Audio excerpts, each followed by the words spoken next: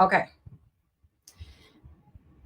All right. So I have a very I have a topic today that I often address like in the comments, or you guys are are constantly like asking me about this one particular thing, and I wanted to talk about it tonight, right? So that topic is why your credit limits are low, why they remain low, why you may struggle to gain access to like high limit credit cards and stuff like that, right? So as I stated, I don't even think that there is a day that goes by that I am not asked that question on some one of my social sites or in some capacity. Definitely while we're on live, right? So I wanted to discuss it. I wanted to discuss why your credit limits remain low, things that you can do to help you increase your credit limits, grow your credit lines, gain access to high credit limits, and all of that, right? So I wanted to go over it. I don't have a presentation or anything. We just gonna talk through it, and then, as always, feel free to like ask your questions. Feel free to ask your questions whenever you would like. I would prefer it to be based around the topic, of course, because to me that only makes sense. Hold on, let me make sure every network can see me. Am I live on Instagram? Can someone confirm? You was just watching the YouTube replay? Shout out to you. Okay. So yes, I'm live on Instagram. Okay, all right. So let me start all over just in case Instagram came in late. So today the topic is, as you can see the title, why your credit limits remain low. What is stopping you from gaining access to high limit credit cards?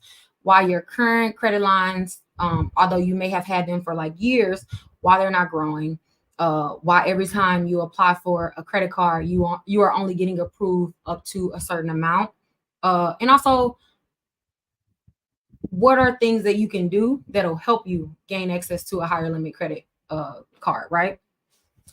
Because believe it or not, as I stated, there is a right way and a wrong way to use your credit card. And not only that, there are certain things that you can do, small things too, sometimes, most times.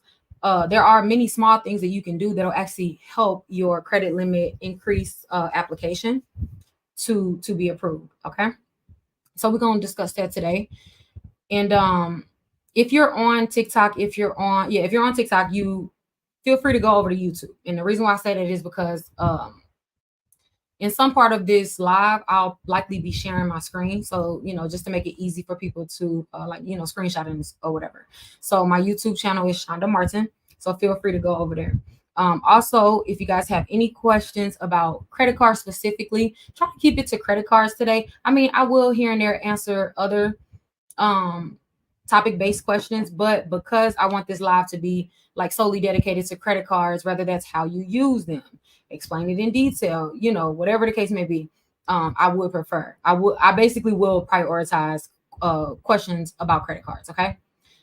Just because I want to start doing more topic based lives, okay? All right. Here we go. I need a theme song, y'all. Somebody write me a theme song. Yes, it's super late, and yeah, I just got done working. So before I go to bed, I wanted to just run this by you guys really quick. It's not a lot. I mean, because it ain't that many. You don't have that many options. However, like I said, there is an art to it. There is a science to setting up your profile in a way, or in such a way that will aid to you gaining access to a higher credit limit. Okay, cool. Where we want to start? Number one, a credit card, as you guys know, is a revolving trade line, right? So that means that the balance or the account type has the ability to revolve, right? So that means that you can, whatever you spend, the second you pay it back, you are able to use that same credit line again, right? You don't have to wait until the following month to use the limit to use your credit card. The second that you pay it back, the limit becomes available immediately, and you're constantly in a recycling rotation of using your credit card, paying it back, using it, paying it back, using it, paying it back, right? Or you should be. Okay, cool. Revolving trade lines, aka credit cards, are typically open-ended, meaning if it's not a retail card, a card tied to a specific retailer like Walmart, Victoria's Secret, Best Buy, you name them, right? If it's an open-ended bank card, then you the chances of you gaining a credit limit increase is super high, or it should be super high. Uh, there are some credit cards. I want to first say this: there are some credit cards that just does not come with the innate ability to grow. Like most subprime cards may have a cap on if that card is ever able to graduate. Some secured cards may start off secured, however, in X amount of months or with the X amount of history, you can possibly hold on, y'all. You can possibly I'm trying to make sure my camera is recording. Give me a second.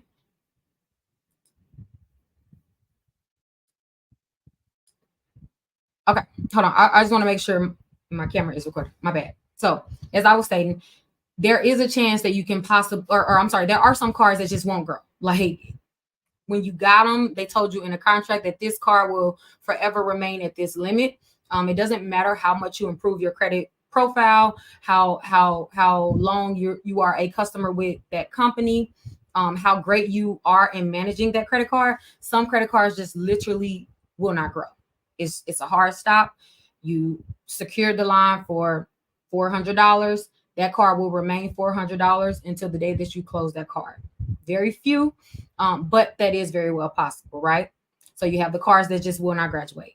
And then a step up from that are going to be cards that can graduate, but not very much, right? They can increase, but the ceiling in which that they increase to is low.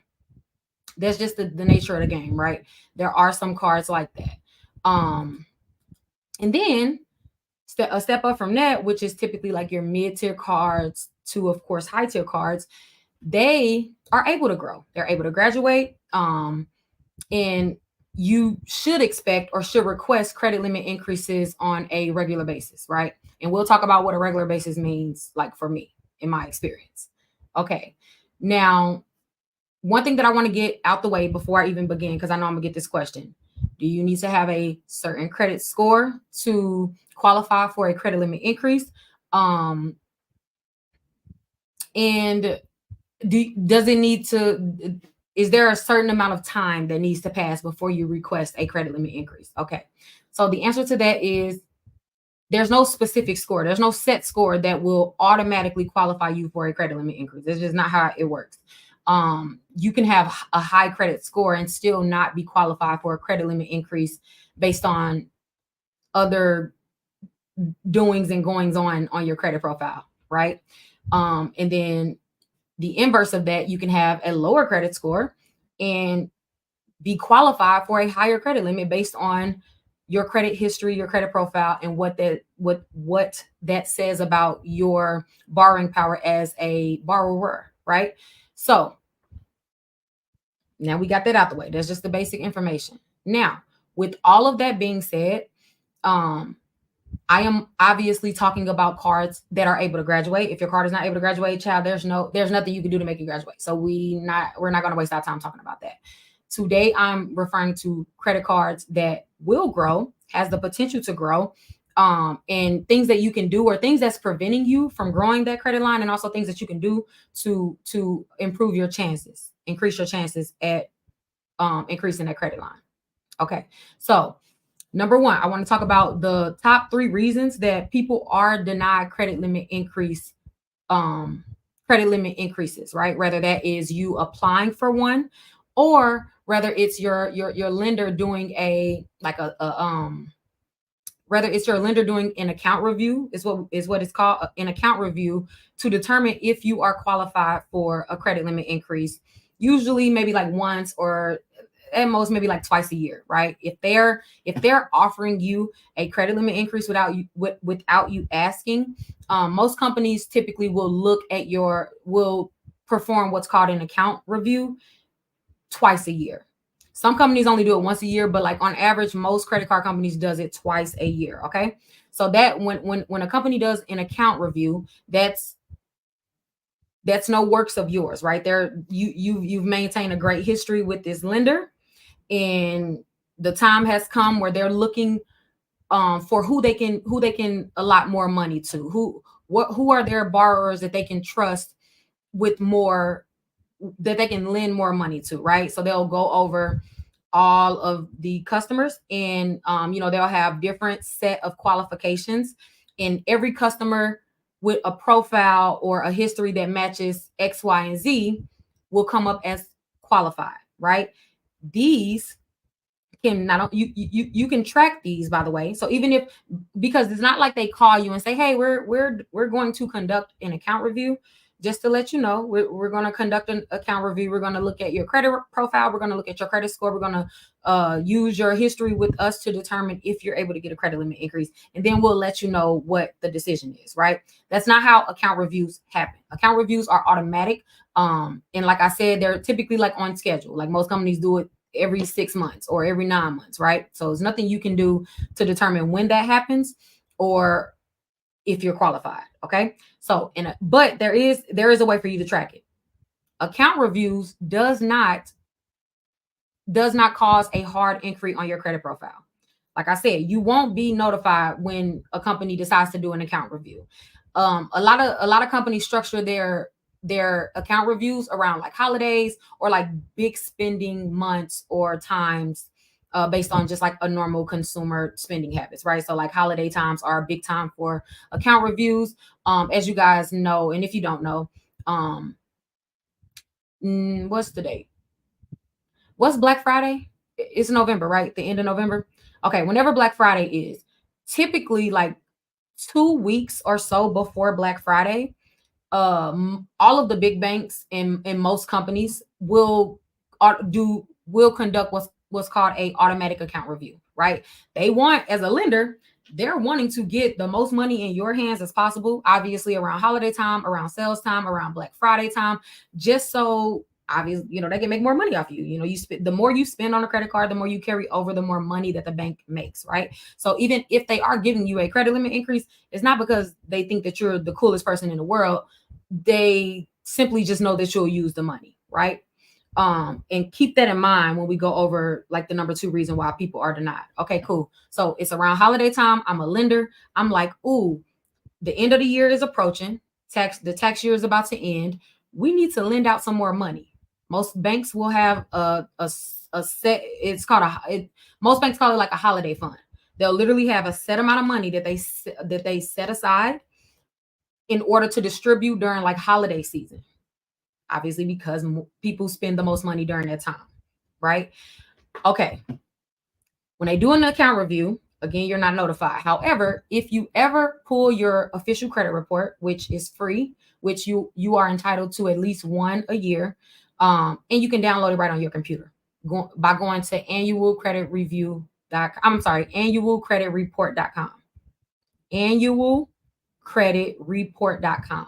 That is where you're able to download an official copy of all 3 of your credit reports, from TransUnion, from Experian, and then from Equifax, right? You're able to download all of your reports same day to your computer, as long as you can verify your identity.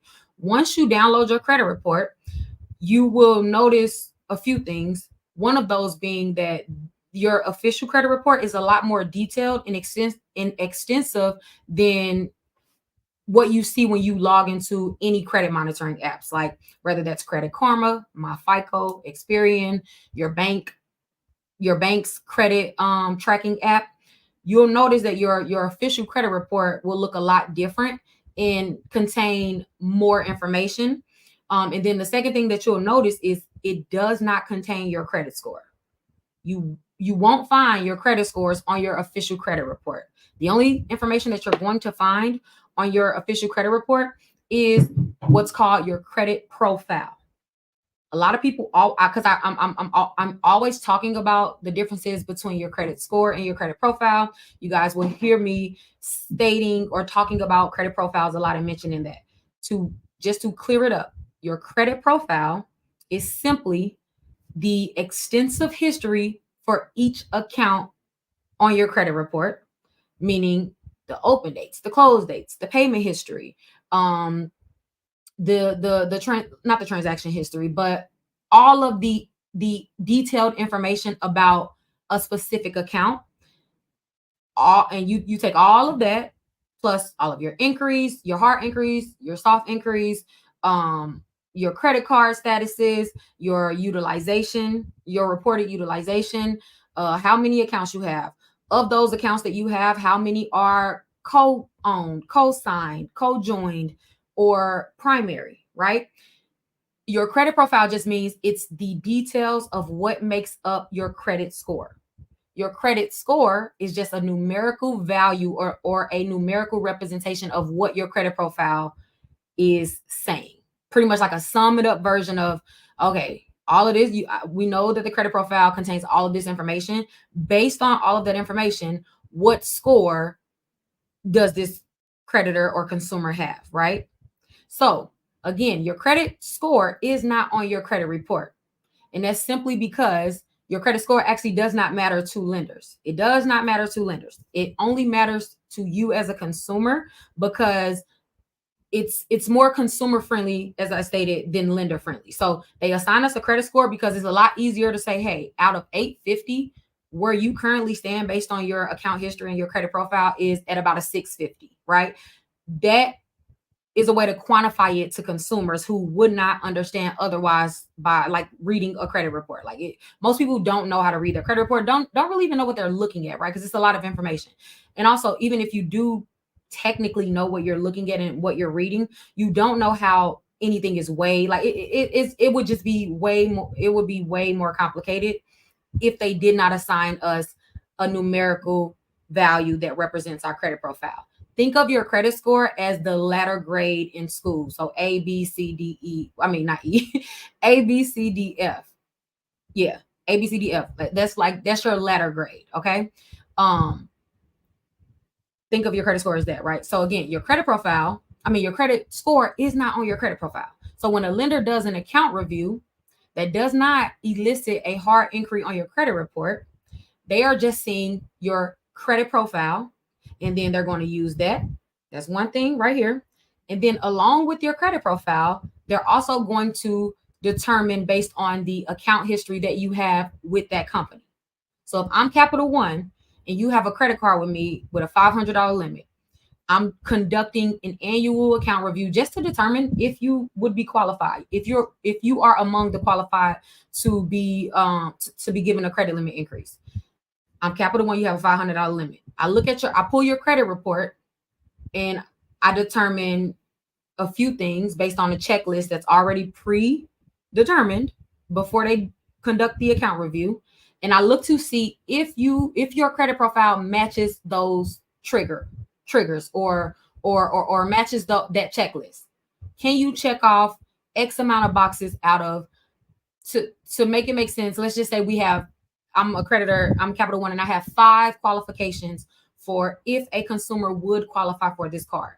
Those 5 qualifications are no late payments within the last 12 months. Okay. That check. She does not have any new late payments within the last 12 months.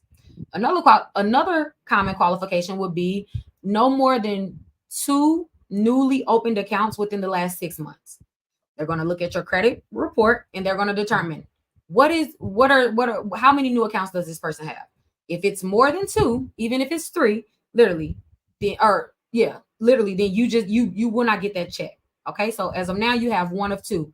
The third qualification, let's just say it's no late payments on a credit card specifically within the last 18 months. So as you know, the first qualification was no late payments at all amongst your entire credit profile within 12 months.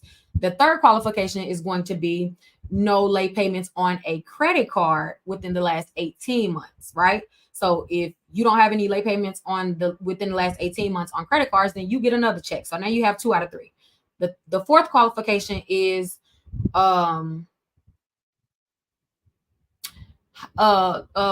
transaction limit met, usage limit met, or transaction limit met, right? Meaning each bank will decide how many transactions per billing cycle would qualify as good usage. And we'll go over that. I got those in detail, by the way. Would qualify as usage. So let's just say I'm Capital One, on a $500 credit card, my lowest acceptable amount of transactions per billing cycle is 5. Did this person swipe this card more than 5 times within the last 90 days? Okay, the person has, another check. So now you got 3 out of 4. And then let's just say the fifth one is not actively shopping for other credit cards. So they're going to look at your hard increase, and they're going to determine, obviously based on your hard increase, what you're shopping for. Are you in the market for a mortgage? Are you in the market for a car? Are you in the market for another credit card? They can see that by your hard increase. Every inquiry will be assigned assigned type. So it'll say auto loan, mortgage loan, credit revolving credit line, furniture account. Like they'll know what you were applying for. So if Capital One says that they're only able to have one inquiry for a credit card within the last 6 months, and you have 2, then you don't get that check mark. So as of now, you have 3 out of 5 qualifications, right? So let's just, in a makeup world, let's just say our lowest acceptable marks that we would accept is 3 out of 5. So you would then meet that qualification to be considered for a credit limit increase. Then it goes to the next level. So you've made it past level 1. Okay, cool. You have 3 out of 5 of the checklist. Stick with me. It's going to make sense, y'all. 3 out of 5 of the checklist. So now you make it to step 2, round 2. This is going to determine, now that they have already determined if you qualify for a credit limit increase, now they have to determine how much you qualify for, because not everyone gets approved for the same amount, right?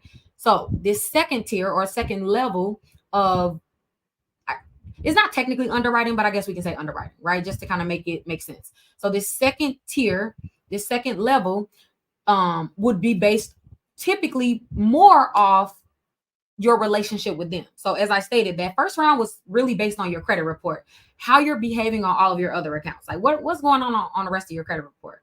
Are you currently in the market? Have you been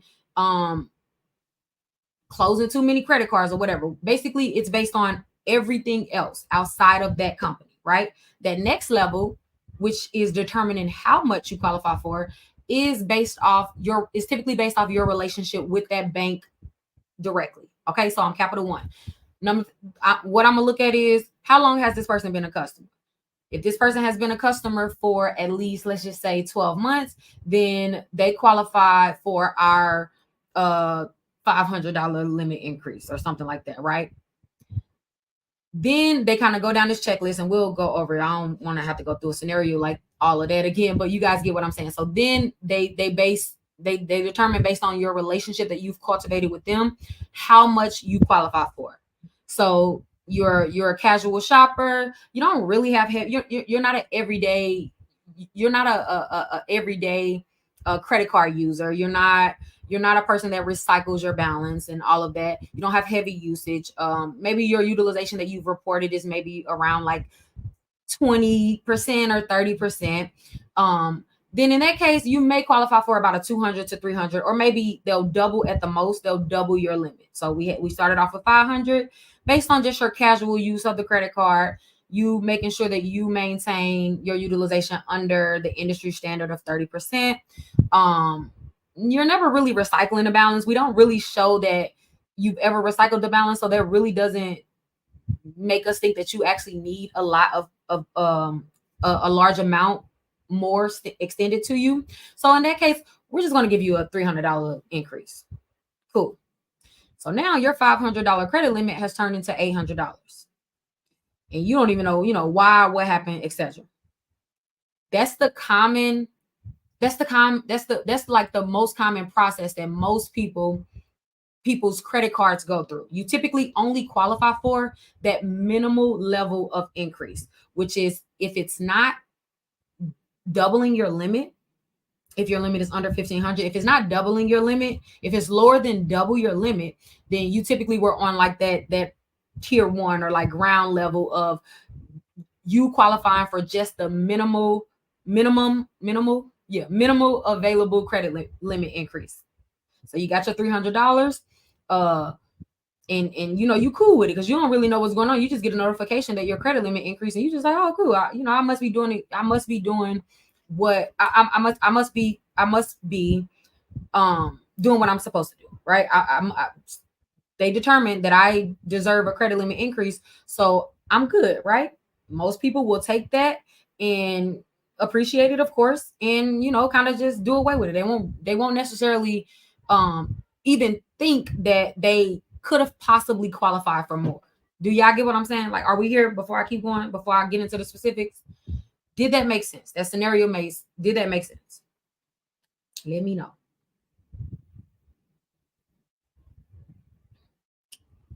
No, we're gonna get into details. Stick around. I just needed to explain that because a lot of people don't even realize that it's like a process. Okay, cool. We here. We here. Perfect. I got you. Don't recycling back. I promise you I'm gonna talk about it. I just had to get that out the way. Okay. So now you know how the process works. Now let's talk about how to get the money. That's out the way. Now let's talk about how to gain access to high credit limits. I want to first start off by saying that, and well, I'm not gonna give a disclaimer. I'll first start off by saying this, and I tell this story a lot, but I want to give you perspective so that you know what's possible. Before my credit score had ever reached 700, like for those of you who are new here, my credit scores before I of course started repairing it was in the 400s, very, very, very early 400s, like 413, 412, and 423. I won't ever forget those numbers. That's the first time that I realized I had bad credit. So I'm sure at one point it was lower than that. However, when it was like, when it hit me, when it was like, oh wow, okay, I know about credit, I've heard about credit, but what is this actually? When I first realized what credit is in how, and the impact that it has on adults or on us, my credit scores, all three, were at 412, 413, and 423. Remember that. So I embarked on this, and I was in college at the time. So I embarked on this journey of repairing my own credit and just researching credit and all of that. So fast forward to me making improvements in my credit profile, learning about credit extensively, doing the research, blah, blah, blah, blah, blah, blah, blah, blah. Before my credit score had ever even made it past 680, I want to say like my highest credit score when I realized this, when I realized this, my highest credit score of the three was about maybe like a 663. And that was the highest of the three. So the other two was maybe like a 640, whatever. I don't know. They were in the 600s. That's the point. So before my credit score had ever in its entire life reached 700, I had over $100,000 in credit limits, personal credit, not business credit, personal credit, right?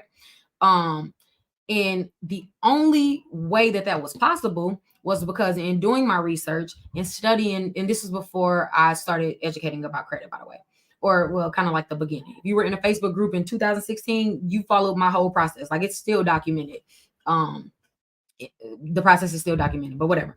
So I had over $100,000 in credit limits, right? Like I said, personal credit. This is not this is the $100,000 credit limit, and obviously it's in total, so it's not one credit card.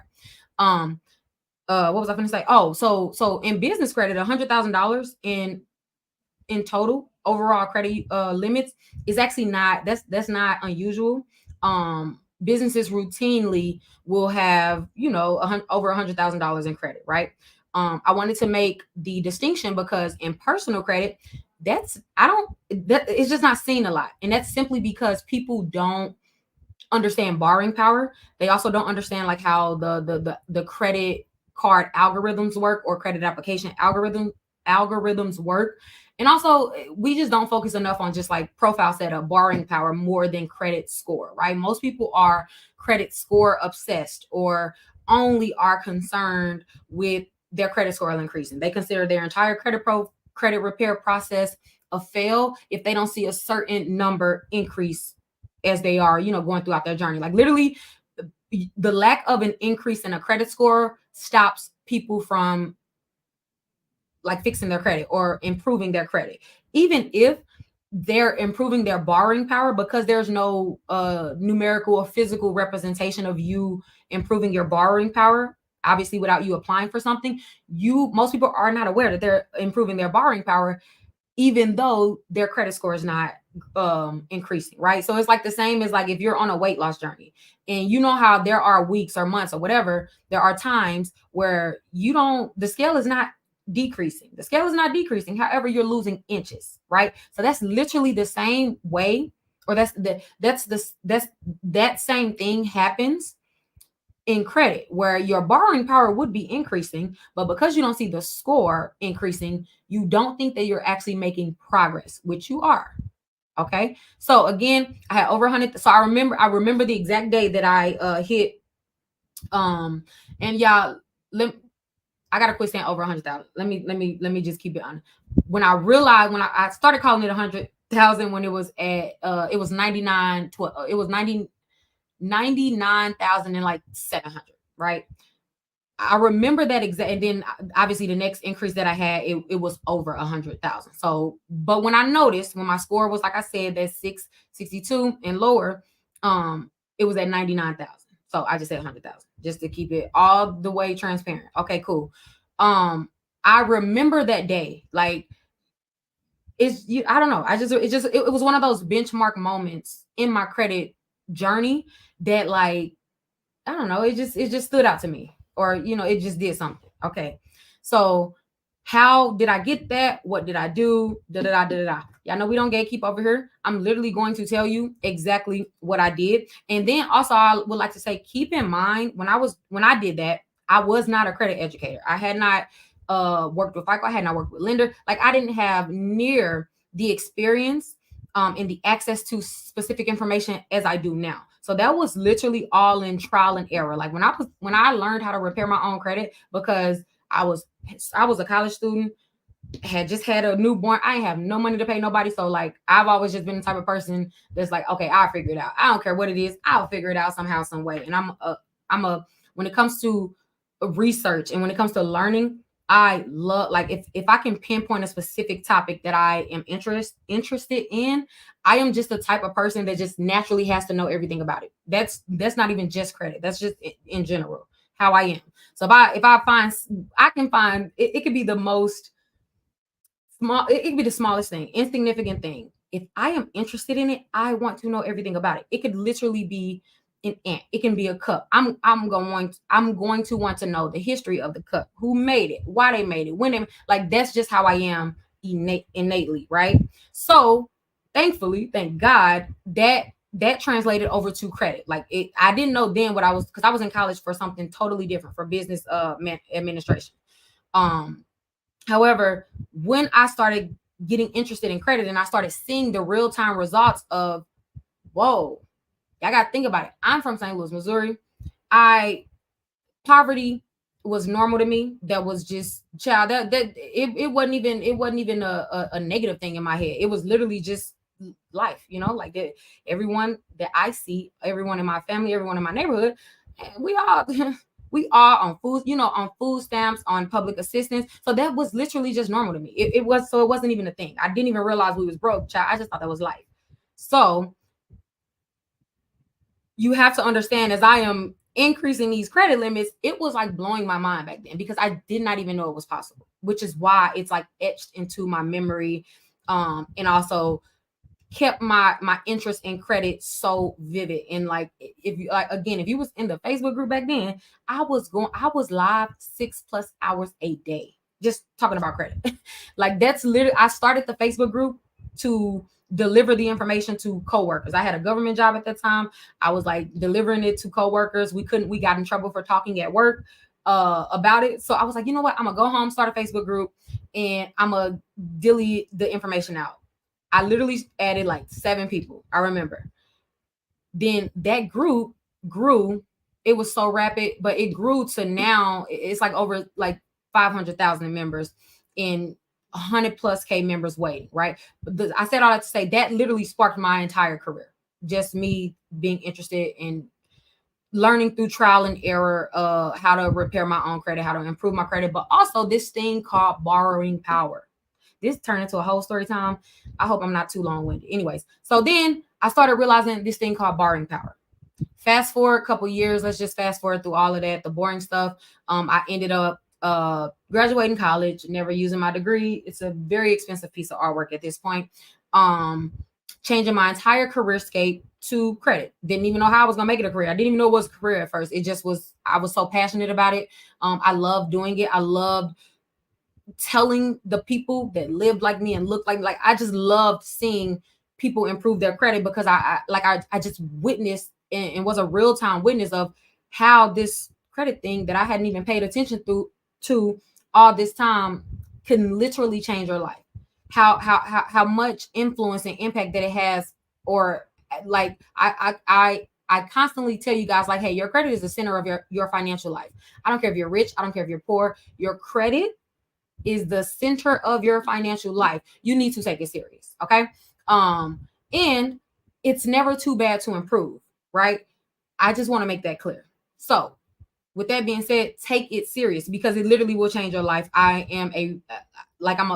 witnessed it firsthand. Not only that, now after years has passed, after me now being able to work with lenders and seeing the behind the scenes, and speaking directly to bankers, to lenders, and literally seeing and being trained by FICO, seeing credit applications, seeing the algorithm, like, so being formally educated in this thing, it obviously opened my mind up to the possibilities, and also made me realize how the lack of education in credit, just in general, not even just to the Black community, in general, most people don't realize how how how how in depth credit is, right? Like how many layers there are to it, and how often how many times that off I mean, I'm sorry, Lord, I can't even get this in. How often we're able to change small things that make a big difference in like your application process.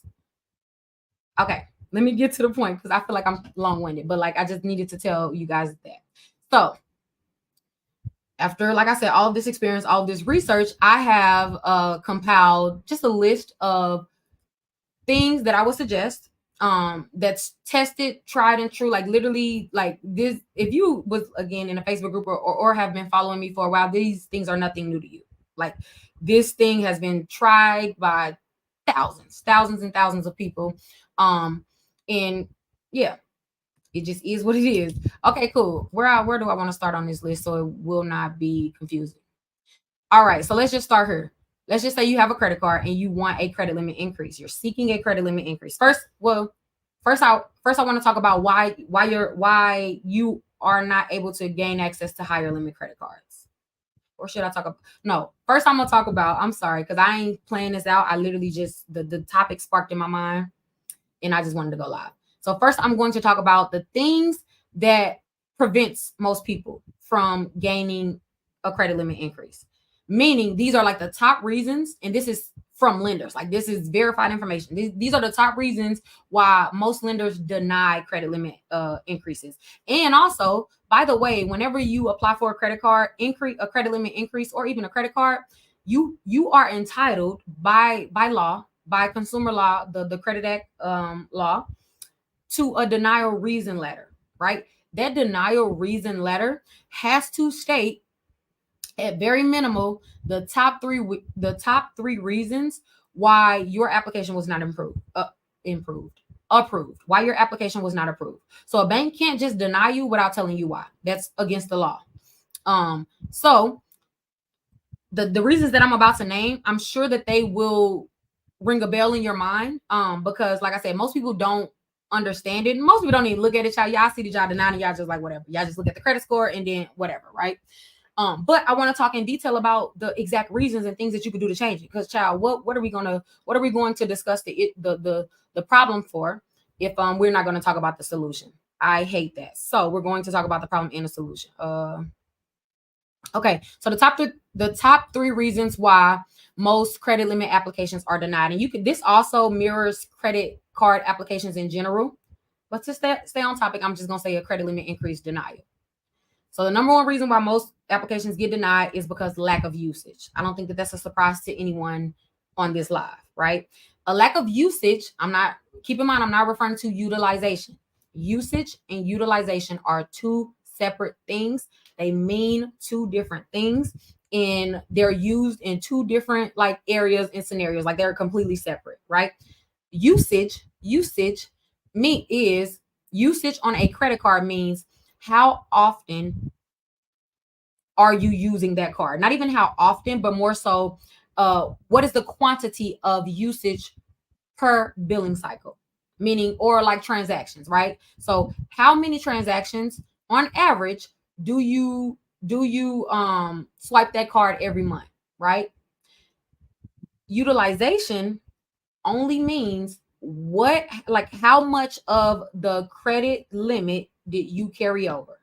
So if you have a $500 credit card and your limit, I'm sorry, if you have a $500 credit card and then as every time your billing cycle ends, you're only concerned with paying back the minimum payment, then your utilization is likely extremely high. The industry standard of utilization is 30%. Everyone has heard of that. I'll get to why that's insane later. But let's just say you just routinely report a 30% utilization because that's what you've been taught. It's not even your fault, which is why I never blame you guys for not understanding or knowing about credit, because we are literally not taught it. It's insane. However, you are a consumer that routinely reports a 30% utilization. You thinking it's good. You thinking you doing what you're supposed to do because every time you log into your credit monitoring app, that's what they tell you to do, right? You, of course, they setting you up for failure. Another topic, but you routinely report a 30%, and maybe you use the card casually, maybe a few times a month, maybe for gas or whatever, right? You likely do not have enough usage on that card, especially if you're a person who has a credit card and you just go months without using it. Like there is no activity on your credit card. You really just got it because you scrolled past one of my lives one day and you heard me yelling about the importance of getting a credit card. Because if you ever scroll past my live, I'm going to always say get a credit card. There's no way you think that you're gonna have good credit without a credit card. Side note, get a credit card, okay? Anyways, I know it's late, but it's gonna be recorded and you can go back and watch it. And I have energy and I've been recording all day. Whatever. Let me not get distracted by the comments. So, dang, see, that's why I don't read the comments, because I get distracted fast. I know I'm one track minded. I was on a good little run. I ain't seen not a comment. What was I saying, y'all? That's why I promise you. That's why I don't be reading comments.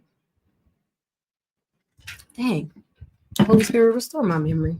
What was I talking about? Oh, okay. Thank you.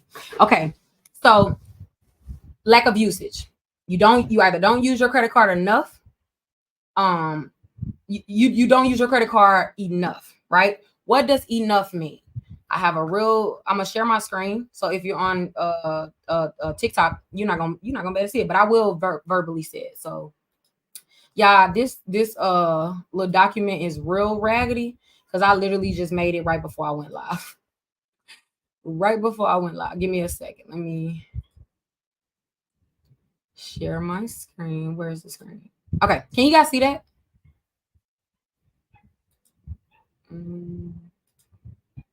Like that? No. Okay, y'all can see it, but let me make it bigger because I feel like it's just extremely small.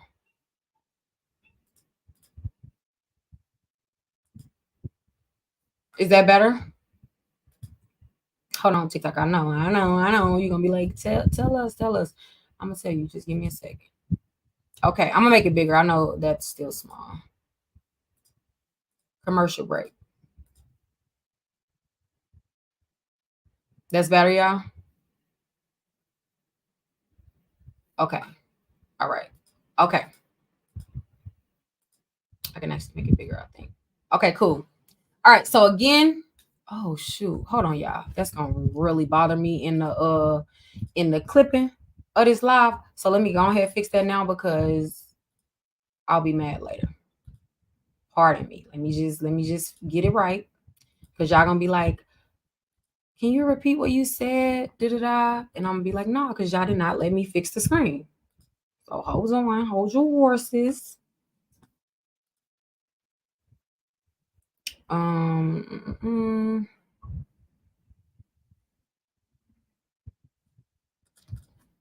I gotta bring it back up, guys. Give me a second. Yeah. Yeah, exactly. Exactly. Let me get it right. You do it right the first time, you don't gotta do it again. All right, here I go. Oh, I meant to change the view. That's what I meant to do.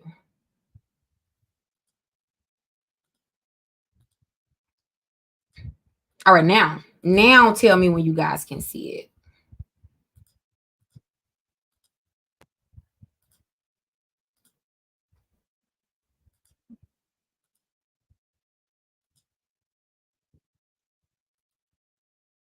Can y'all see it?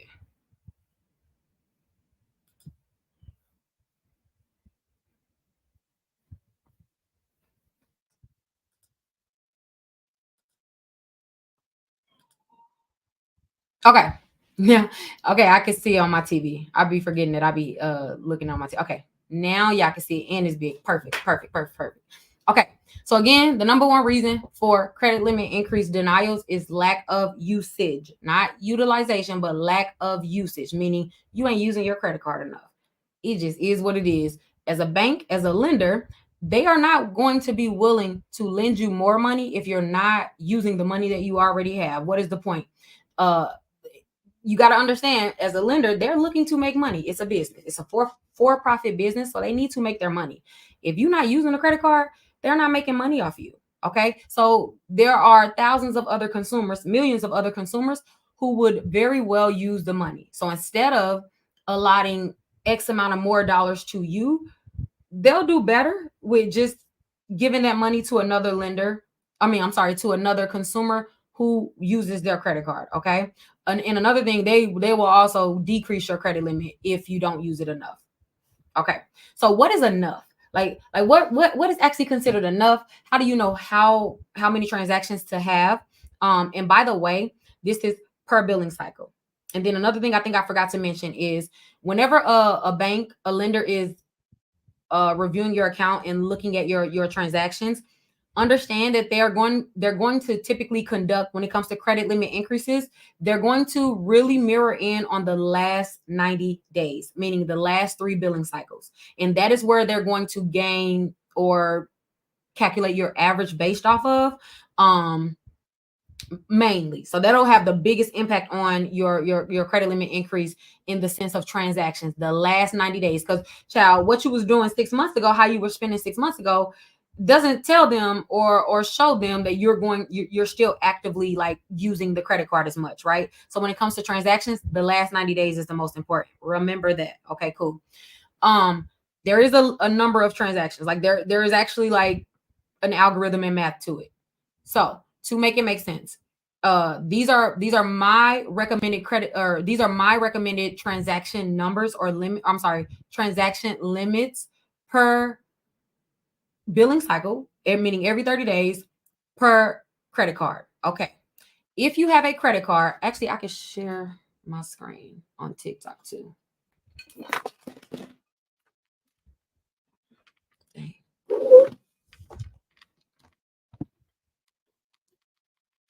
Dang. Y'all can't see it.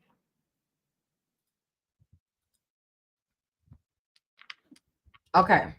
So if you have a credit card with a $500 limit or less, a credit card with a $500 limit or less, you need to use that credit card, meaning swipe the credit card at least at minimal 5 times per billing cycle.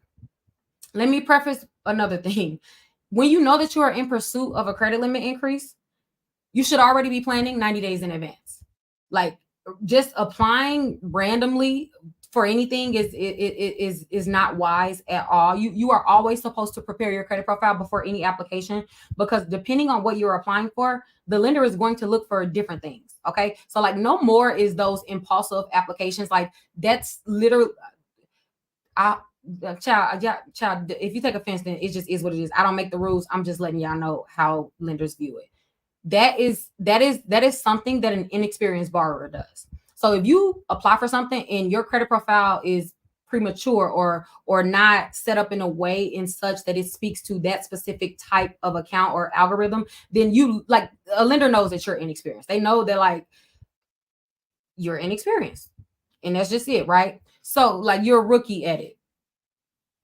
So please look experienced because that helps a lot when it comes to credit limit increases. So we know that we know we are in pursuit. We know we've had this credit card that's not grown or has grown very minimally. So we know that for the next 3 billing cycle, for the next 90 days, we are going to be intentional about how we use this credit card. And how we're going to do that is if we have a credit card that's under 500, if we have a credit card with a limit under $500, we're going to make sure that for each billing cycle, all 3 months, that we commit to at least 5 transactions.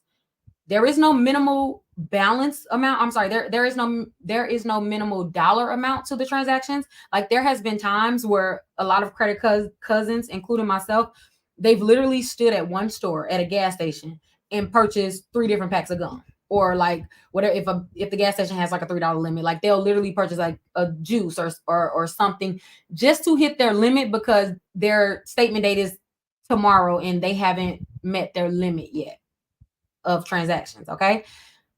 Because it does matter. Like it absolutely matters. Okay. So if your credit card is between or under $500, commit to at least 5 transactions, per billing. I'm sorry, commit to at least 5 transactions per billing cycle for the next 3 months. If your credit card limit is between $500 and $1,500, you need to commit to at least 10 transactions per billing cycle for the next 3 months.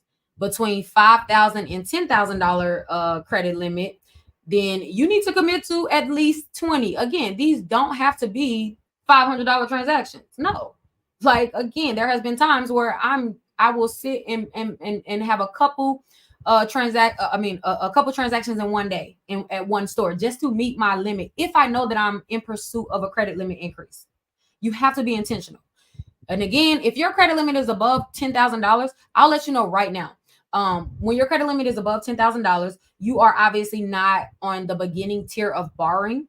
And then the ceiling in the amount of money that's available to you if you do right is real high. So you really have to like show I use this card.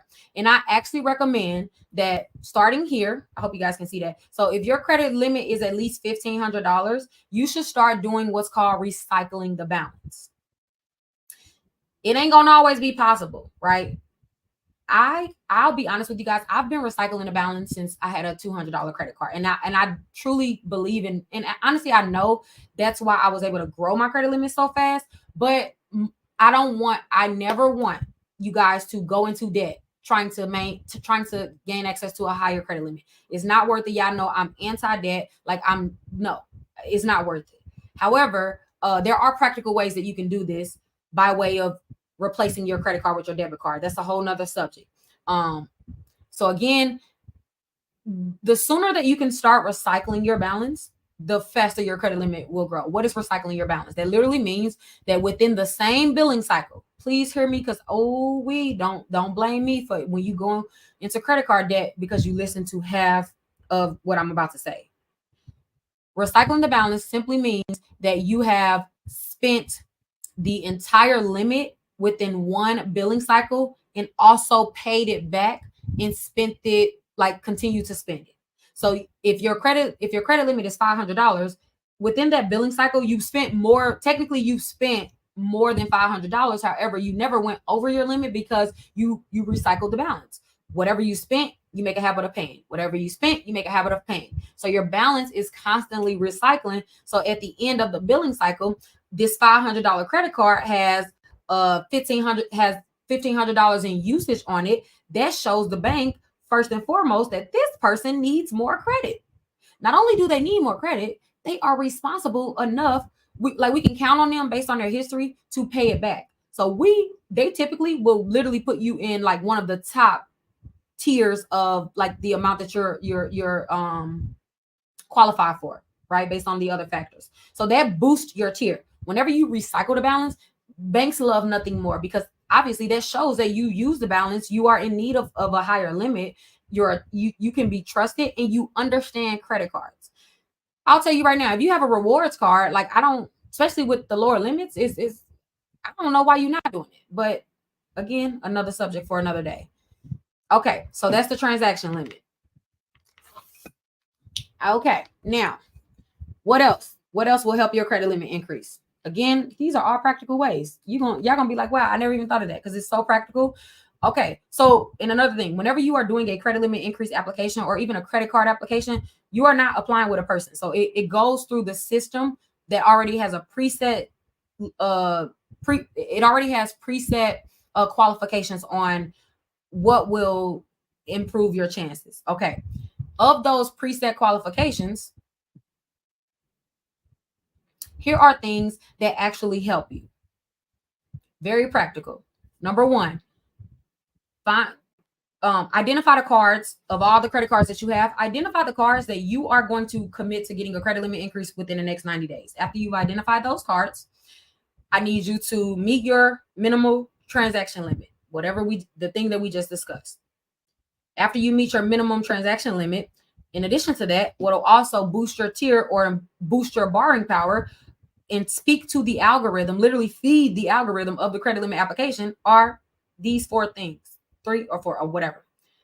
Make sure, number 1, set auto pay for that particular card. Whenever people hear auto pay, child, they run. They like, oh yeah, we're done here. Listen, let me put you on game. Set auto pay for at least your minimum payment. You don't have to set auto pay up for the full amount. If you are routinely using your credit card and paying it back, you have already met the minimum by time your due date comes. Most like the minimum on most credit cards is like $25. Set auto pay for at least your minimum. If you already met your minimum within that billing cycle, then your auto pay won't even draft. The only time that your auto pay is going to draft is if you have not paid back at least your minimum due amount, which, like I said, on average is like $25 depending on your limit. Set auto pay for at least your minimum. You want to be taken serious, have a credit, be asking for more credit, be asking for a higher credit limit without auto pay. You can't be taken serious from a lender because that tends to show them that your money, your finances are not stable. They can't even count on at least the minimum balance. That's a red flag to lenders. It just really is. Why is this person asking for more money, child? And they can't even commit. They can't even commit to keeping $25 in their bank account routinely. Right? Again, this is lenders. It's not me, child. I ain't your lender. So if you keep zero in your bank account, it make me no difference, right? It makes me no never mind. But this is how lenders think, right? So if you don't have auto pay set up for at least your minimum, I don't care how good your credit score is. I don't care how great your history is. You will never see the maximum amount that you qualify for. And that's facts. You will never reach that top tier of the what they're willing to give you without auto pay set up. I'm going to tell you that off back. I promise you. The difference of literally just putting auto pay on for at least a minute, it does not have to be the full balance. At least a minimum, just literally because the algorithm will say, does this person have auto pay? Check. Nothing else matters. Auto pay set up. Okay, cool. That advances you. You will never see the maximum amount that you qualify for if you don't have auto pay set up. You don't have to have auto pay set up on all of your credit cards, just the ones that you are pursuing an increase on. I'm gonna tell you right now, if you got an Amex, Chase, or Citi, if you don't have auto pay set up for at least the minimum, you're really doing yourself a disservice. Especially Amex, because y'all know I ask for a credit limit increase with Amex every 90 days. They give every about 94 days, and they give it to me routinely. And one of the reasons why is because Amazon gonna get their money. I mean, Amazon, they're gonna get their money too. American Express gonna get their money, and they know that because I've never had an auto pay fail, or by the time my auto pay was due, I had already met my minimum payment. But that auto pay stays. Again, you need to have auto pay set up for at least 90 days before you apply. Don't put it on today and then apply for a credit limit increase tomorrow and then get mad when you don't get approved. Remember, 90-day increments, 90-day increments, 90. If you ain't did it for 90 days, it is not considered consistent to the lenders. They don't care what you do for 1 month. You're not impressing them by paying off your full balance for 1 month. You might have got lucky. You might have ran into some more money. Somebody might have lended you some money. That does not speak to your manageability of the debt. You need to be consistent. Credit needs to be consistent. Credit does not change.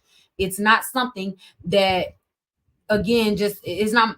Look, we live in a microwavable society where we want fast results. We want everything like this. That's not how credit works, and that's why most people, like in our generation, they don't have great borrowing power. Y'all seen when I read the FICO report a few months ago, they literally said this is the first time in history where the average credit score was the highest that it's ever been, which was like 715 on average. On average, most Americans have at least a 715. But you know what was crazy? This is the lowest. This is the lowest that the borrowing power amongst everyone has been. So that literally means that people are improving their credit scores, but are not getting the borrowing power that should go with a credit score because people are too concerned with their credit scores, like for real. So again, auto pay for at least the minimum. Yes, I'm gonna keep going on rants because y'all know I love talking about credit cards and using other people's money. Okay, cool. Another thing that I need you to do for at least 3 months before you apply for your credit card, have at least one reoccurring charge set up on the credit card that you want a credit limit increase on. Sorry. Credit card that you want a credit limit increase on, okay? I'm going to go further. I'm going to go one step further and say if your credit limit is above $1,500, having at least 2 will help you more. If it's above $10,000, having at least 3 reoccurring charges will help you even more. Okay, do I need to repeat that before I tell you why?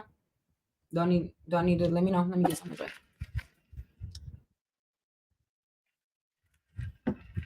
Okay. Yes, repeat it. Okay, cool. Real quick. So if your credit limit on the credit card that you are pursuing a credit limit increase on, if your credit limit is $1,500 or less, you need to commit to, for the next 3 billing cycles, having at least 1 reoccurring charge assigned to that credit card. If your credit limit is between $1,500 and $10,000, you need, and $10,000, you need to have at least 2 reoccurring charges assigned to that credit card for the next 90 days, 3 billing cycles. If your credit limit is already above $10,000, you should have, or it's best to have at least 3 reoccurring charges. Now, let me tell y'all how practical and easy this is. Go, if you have an iPhone, and I'm sure Android can do this. I just don't have an Android, so I can't explain it. If you have an iPhone, go to the settings, go to your subscriptions and see just how many subscriptions just how many subscriptions that you already have automatically being taken out of your bank account. And then however many subscriptions that you have set up that's coming off of your debit card, slap yourself that many times. I'm just no, but really, if you have a credit card, there's no way on God's green earth that you should ever have any reoccurring charges coming out of your bank account. It's automatically coming out of your bank account and you ain't getting credited for that. That's, child, let me tell you something. The algorithm of credit cards loves reoccurring charges. They love when you have reoccurring charges set up on their credit card. Okay, what are reoccurring charges? Anything that's automatically assigned to come out. Netflix. If you got Netflix, Hulu, child, we pay for so many freaking subscriptions in replacement of cable. We dang near like back to paying a cable bill, but that's a child. So like Netflix, Hulu, freaking Apple Music, which Apple gonna get their money. Get it off your credit card. Let them get it off your credit card, please.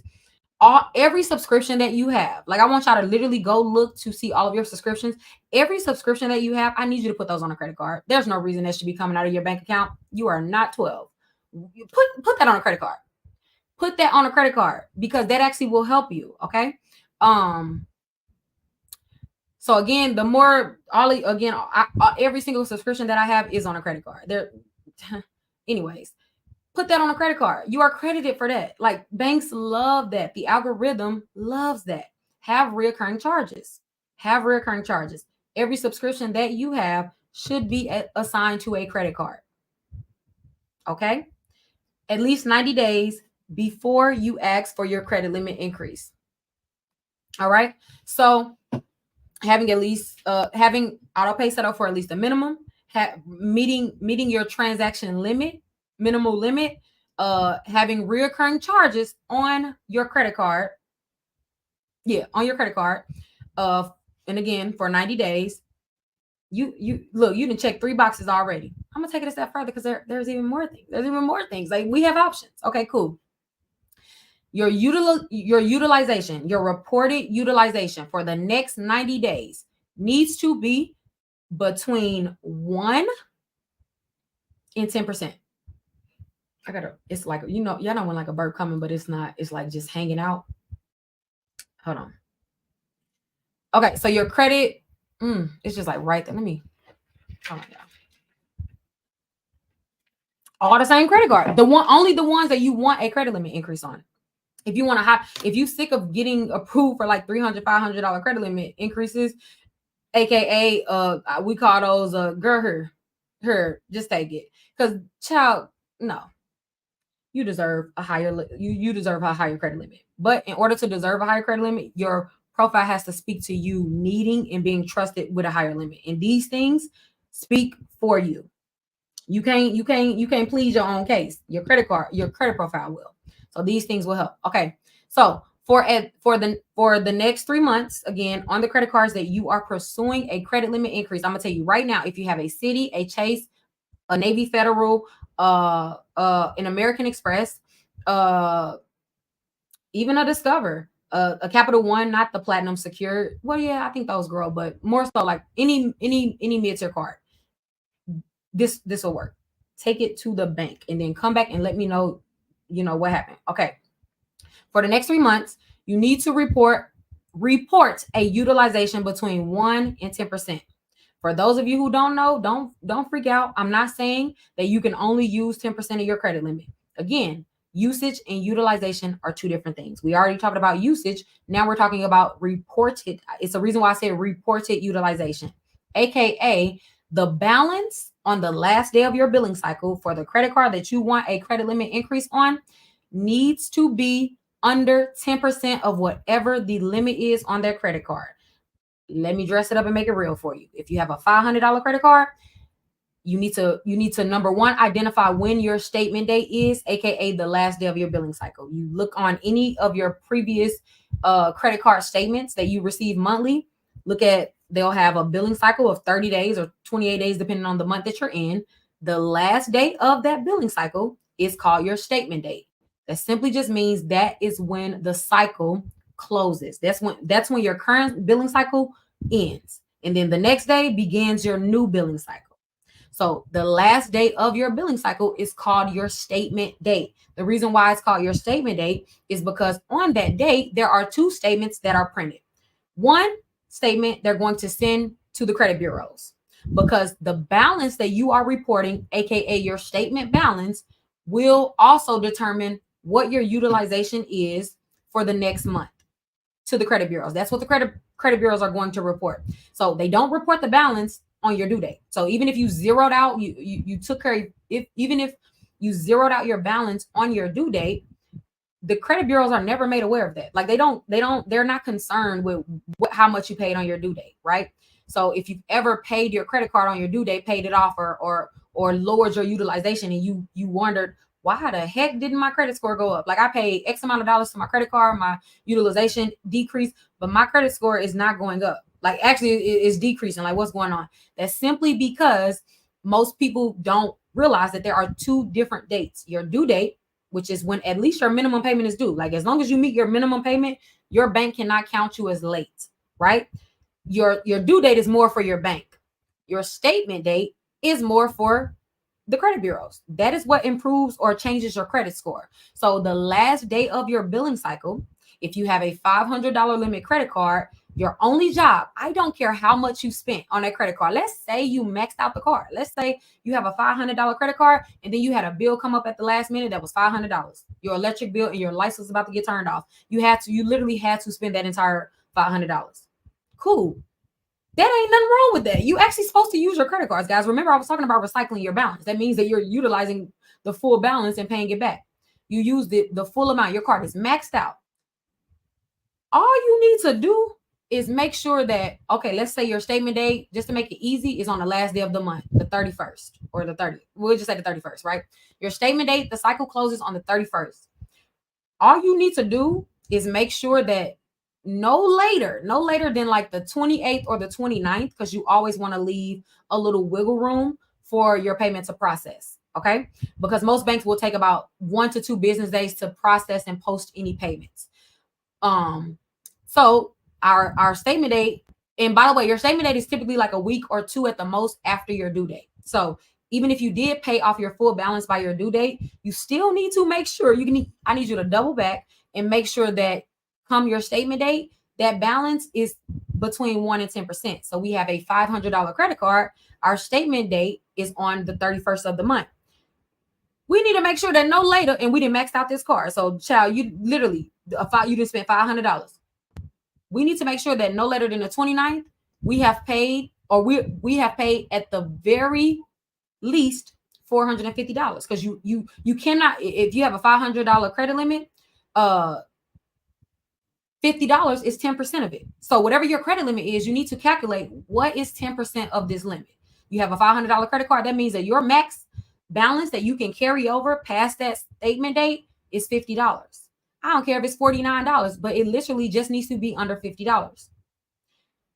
Okay, so we spent $500 on this $500 credit card limit. We pay $452. That left us with a balance of what, $48? $48. Our statement date passes. So we paid that on the 29th. We allow the 30th to pass. We don't even touch the card. Don't spend. There's only 2 days a month that you can't use that card. Make sure that it's on the 2 days before your billing cycle. The 2 days before your statement cycle, the statement date. We don't use our card on the 29th. We paid it on the 28th. We will not use the card on the 29th and the 30th because our statement date is on the 31st. Right? You didn't have to leave 3 days, but I just did the math wrong. You with me though. We won't use our card. We're going to make sure that balance stays between 1 and 10%. And after our statement date passes, so come the first of the next month, rinse and repeat. If you run up your credit card the first of the next month, spend the entire $500, the credit bureaus are never made aware of that, because the only date of the entire billing cycle that the credit bureaus are made aware of what your balance is on your statement date. Because on your statement date, again, your bank will send them a statement. They won't have the detailed history, transaction history, or know how many times you use the card. They don't care about that. All they care about is how much did this person carry over. Of our $500, we only carried over $48. So that shows that's a low reported utilization, right? So when we think of the industry standard, which is 30%, you can see, you can't see why, but I'll tell you why. That is the reason your credit cards in credit score and borrowing power will never increase. If you routinely report per your statement date 30%, thinking that you are doing what you are supposed to, because that's what you're taught. Again, this is no fault of yours, and I'm aware of that. You are taught to meet that 30% minimum, right? I can tell you why, but you guys don't even care about that. That's let me not belabor the point. Okay, so you've been constantly reporting that 30% and ensuring that you are reporting that 30%, thinking that you're in line, but you are literally keeping your score stagnant. Like, that's the number one reason why most credit scores don't grow, and certainly the reason why you can't be trusted, because carrying over 30% is too much. It's way too much. It's way too much. That literally just shows a lender that you cannot manage or handle your current debt obligations. And if they do approve you for more, it's going to be minimal. So even if you do receive a credit limit increase, because I know I've been reporting 30% and I've gotten a credit limit increase. Let me know how much is your typical increase. I guarantee you it's not that much. They may throw you a little $500. If they feeling nice, if they feeling spicy, maybe it's holiday season, they might even give you $1,000. I'm gonna say this. I can't even be concerned with people getting offended, child, because it ain't like it's my rules. You ain't applying with me. If you ever get $1,000 on a credit limit, I'm not talking about in the bank. When it comes to credit cards, the whole point of a credit card is to have more money than have more money available to you than what you have, right? Like other people's money. $1,000 is not a lot on a credit card. $5,000 is not a lot on a credit card. A $10,000 credit limit is minimal, right? If you set up your profile right and understand the power of credit cards, that's not a lot of money. Not even a $20,000 credit card is a lot of money.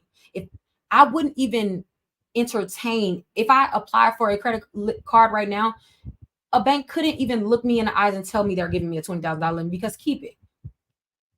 Why would I open a whole nother trade line, lose credit age, and deal with potential like interest and all of that for a $20,000 credit limit when I can get more than that from other institutions based on my borrowing power and my history, right?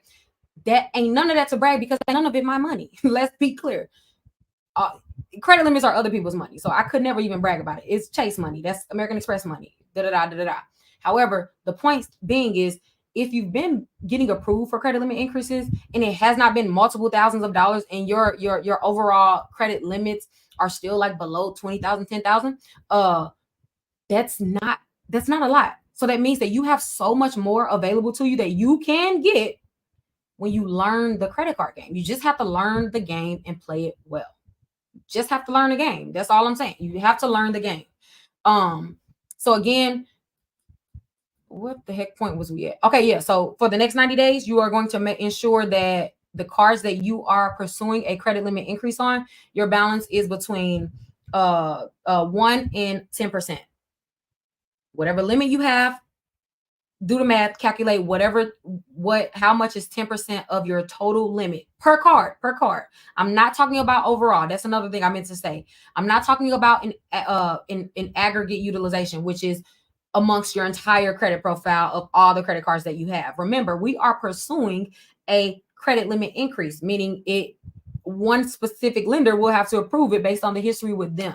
So it needs to be for the specific card that you want a credit limit increase on. Okay. Not overall. Nobody cares about that. We're talking about individual utilization, where you're able to unlock the true potential of your borrowing power, increase it, and get whatever you want. Okay. Okay. We didn't name about 5 things. Another thing, and this is also for credit card applications. This is one of the things that drives me crazy. Oh my goodness, y'all.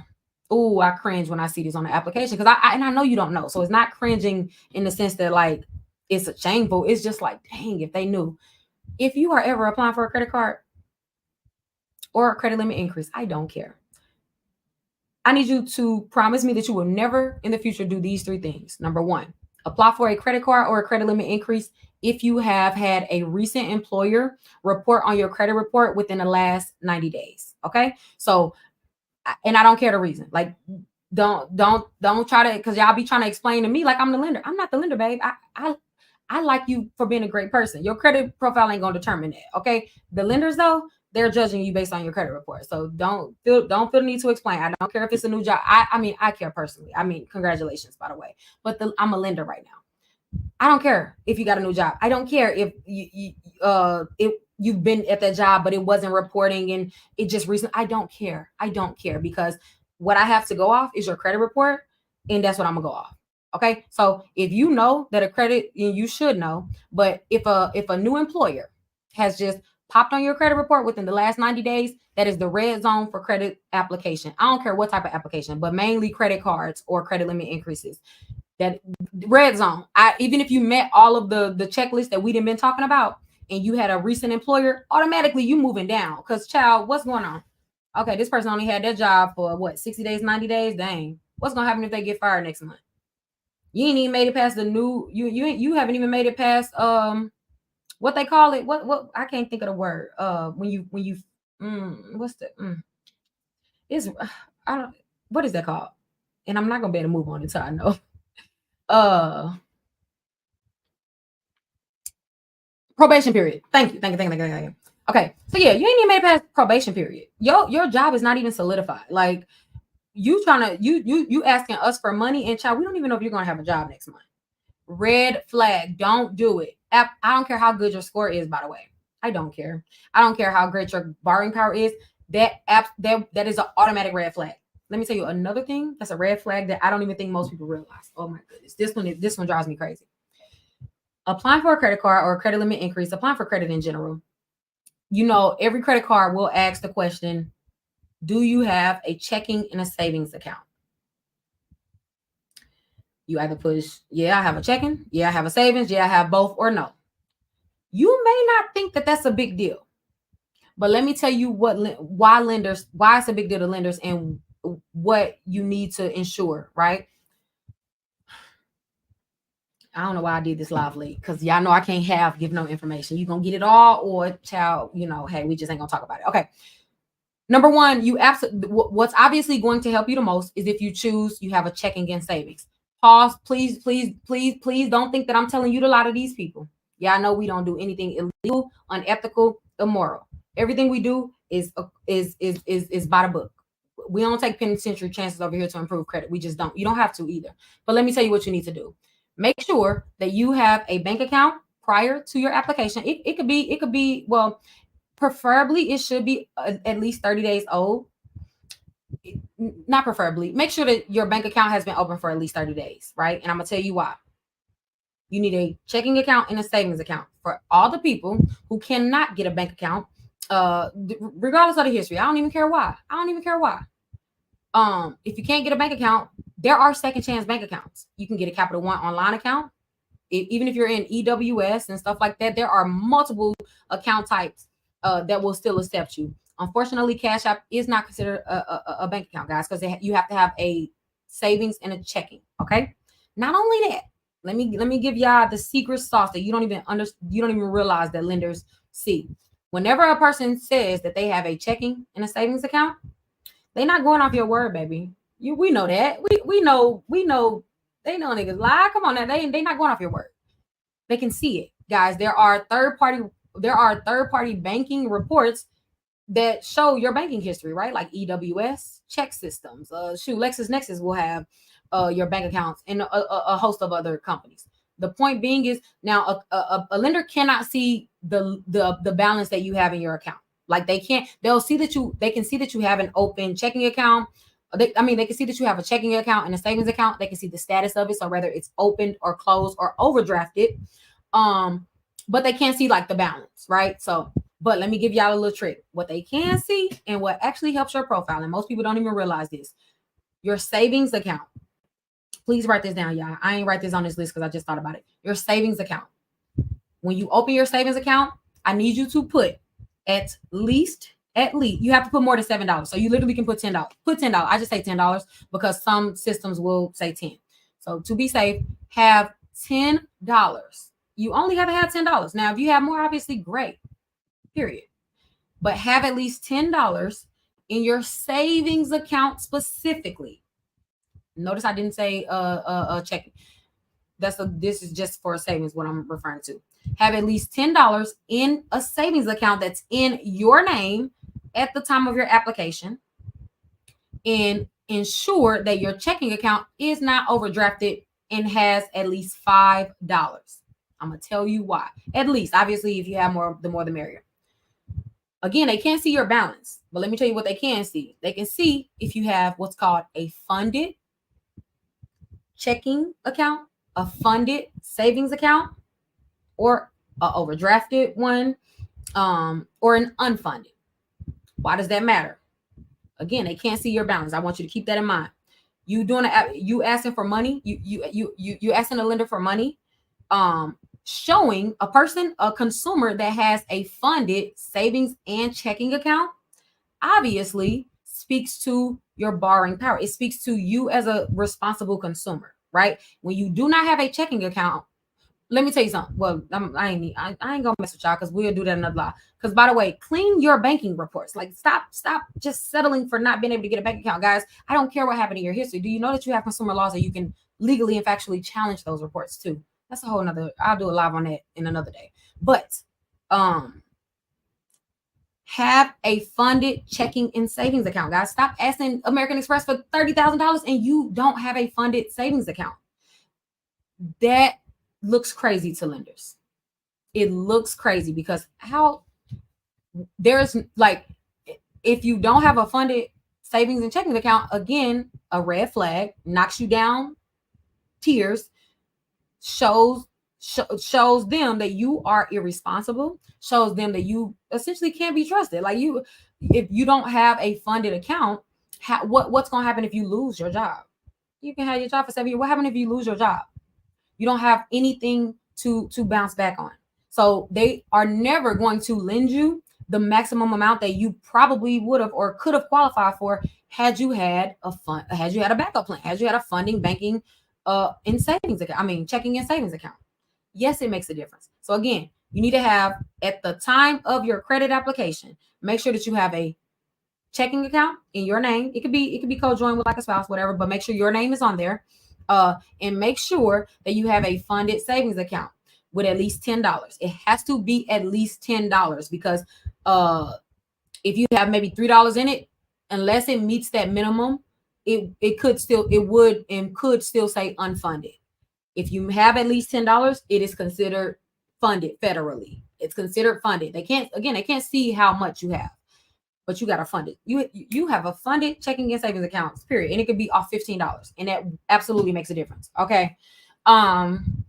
What's another thing? Oh, okay.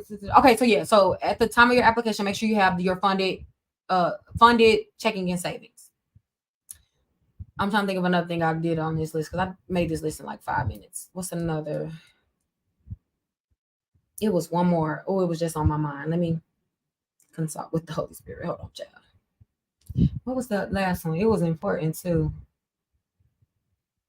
Did I wait? So the employer funded checkings and savings. Mm-hmm.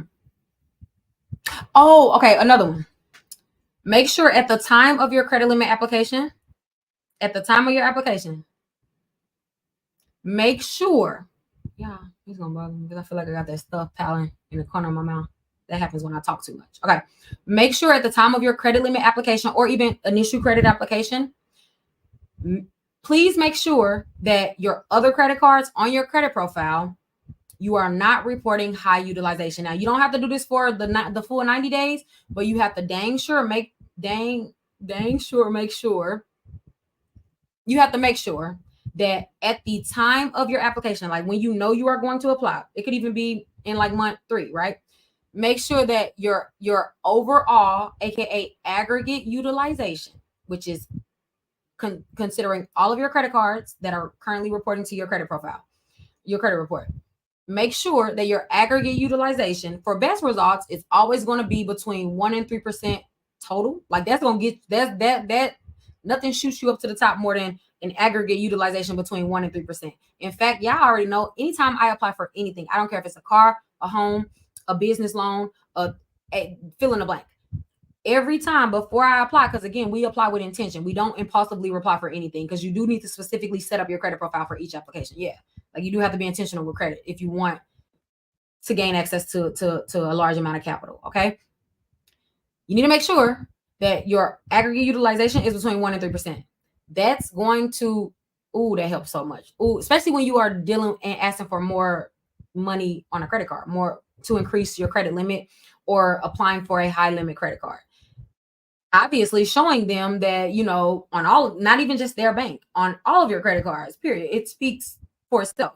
So there is nothing on my credit profile by way of the history of all of even my other credit cards, not even just with you. There's nothing that you can that shows you or would even have you think for a second that you're not going to recoup your money. Right? You like there is nothing on my credit profile that speaks to the fact that you have to be worried in the least bit of sense that LaShonda will not pay you back, because by way of my credit card, all of my credit cards that I have, everybody got their money. Everybody gonna get their money. I can be trusted. I'm a trusted borrower. My risk score, the risk that you're taking by lending me this money is extremely low. Obviously, the lower the risk, the more money. It's literally no different than if you had a friend, if within your friend group, y'all had one friend who didn't borrow money from everybody in the group. And then they come to you and ask you for some money. But you had already heard and you already have knowledge of them borrowing money from the other friends in the friend group and they never paid them back. What are you going to assume?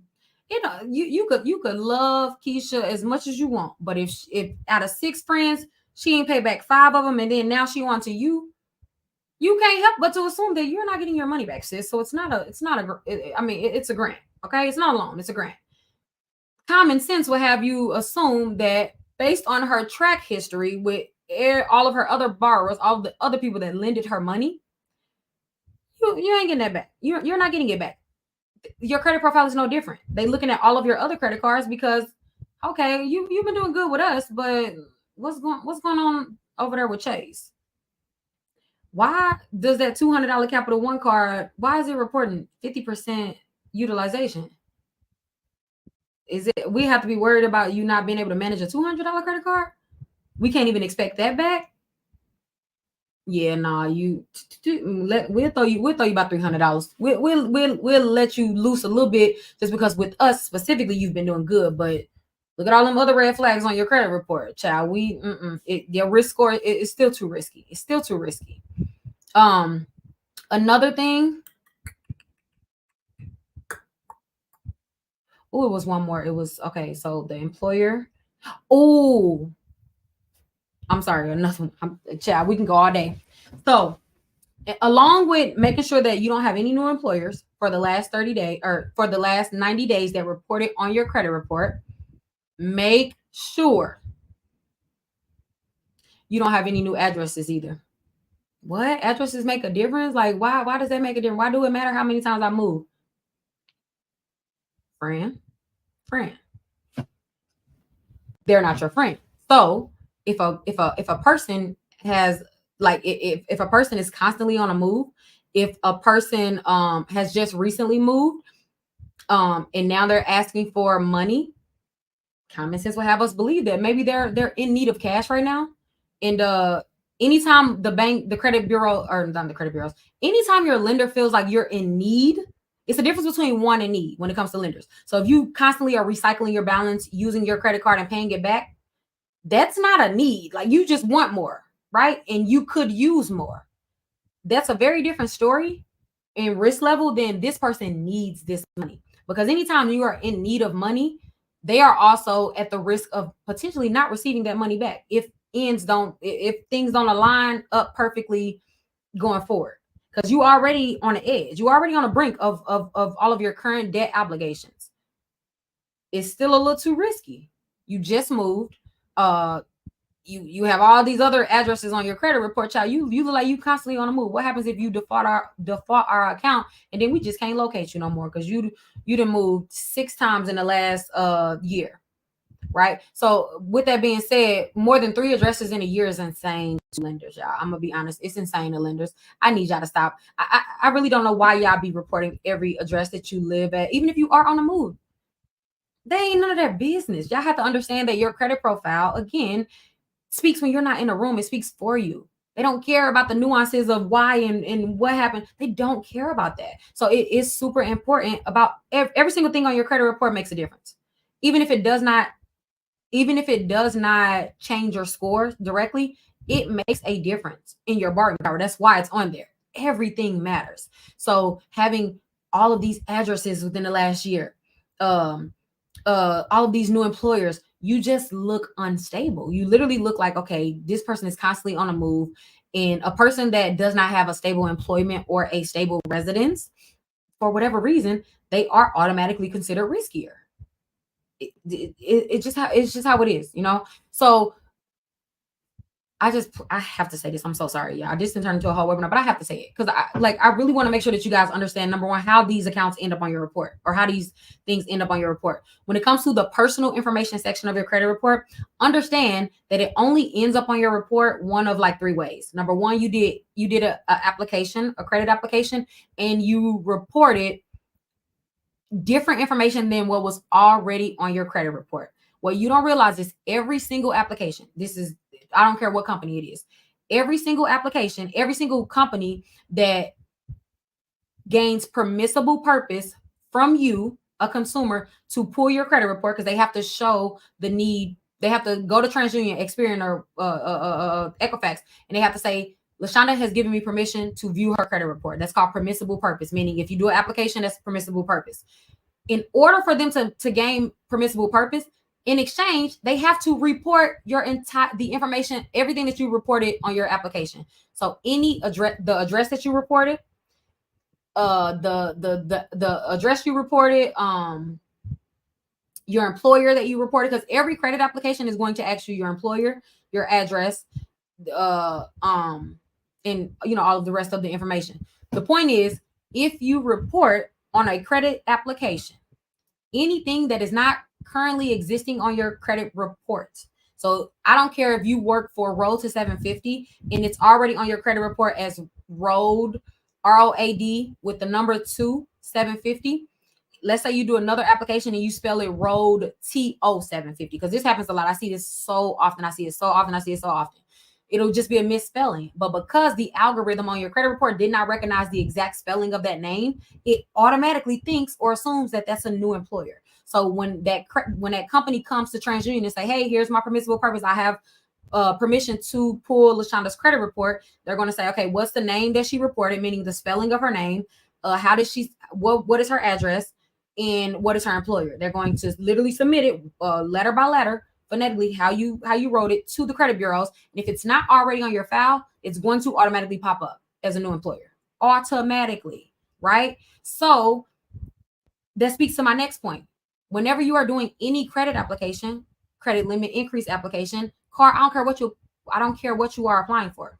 Understand that anytime you are entering or submitting new information, you automatically, listen to me, hear me, it doesn't matter your score, you automatically will be forced usually to go through the verification process. So you know how you'll get that message where it's like, we'll get back to you in 7 to 10 business days. That ain't because they need to look over your account some more to make sure if you qualify. Maybe that has nothing to do with anything about your borrowing ability. It has to do with verifying what the information that you reported to them. So, okay, she reported that she worked for ABC employer, but based on her credit report, because mind you, they have access to your full credit report whenever you apply for something. Based on her credit report, Chad, we don't have a history of her working at ABC Bank. So we need to verify this. We need to go to LexisNexis, which is the legal stalker, or go to other companies to verify that this person has some association with ABC Bank, right? So whenever you are doing a credit application, don't care what you're applying for, it's always best to apply with the exact same information that's already on your credit report. It makes it a lot easier. Because if you have to go through the verification process, I'm gonna be honest with you guys, you ain't reaching at the maximum level. It just automatically moves you down. That one I don't understand why, because it's just like, okay, it could be a clerical error or something like that, but it does. It automatically moves you down. You're not gonna get the max. So when you're applying for a credit limit increase, make sure that you haven't reported a new employer, or I'm sorry, I meant to tell you guys. So any credit applications that you do, automatically updates your credit report if it's not already matching existing information. Another way that they're gaining that information is if, let's say you're disputing your credit report and you reported a new address, like your return address was an address that was not already on your credit report. That will pop up and show as a new address to the lender. Another thing that y'all don't even realize, let's say you already have a Capital One account and then you did just move.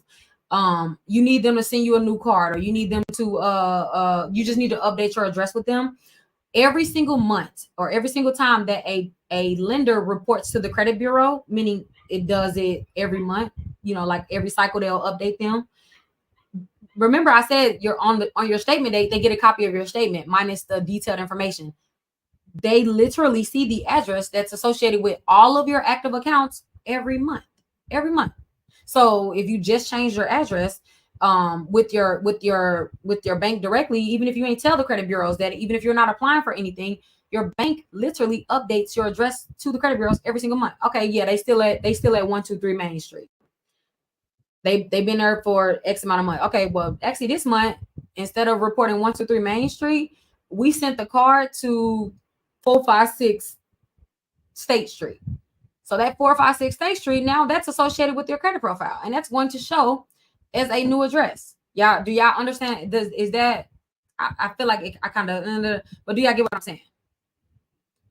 So basically, the personal information section on your credit report is considered verified because it comes directly from the information that you gave to your lenders, or you gave to any bank, or you specifically put on your credit applications. So that's automatically considered verified, right? So just as a caveat, just side note, if you are disputing these addresses and you have current creditors that's reporting that address is not going to get deleted, because that that information is considered verified if your current creditors are still reporting that. You telling us that this address is not associated with you, but Capital One has just reported that you was at that address 12 days ago.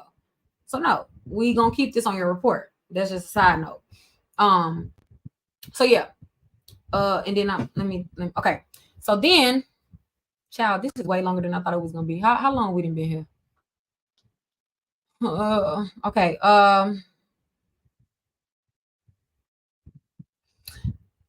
Let me see. Recently. Okay, and then this is the last one I'll cover, I guess, because child, we didn't be here too long. It's supposed to be a quick live. So another Lord, I can't even talk.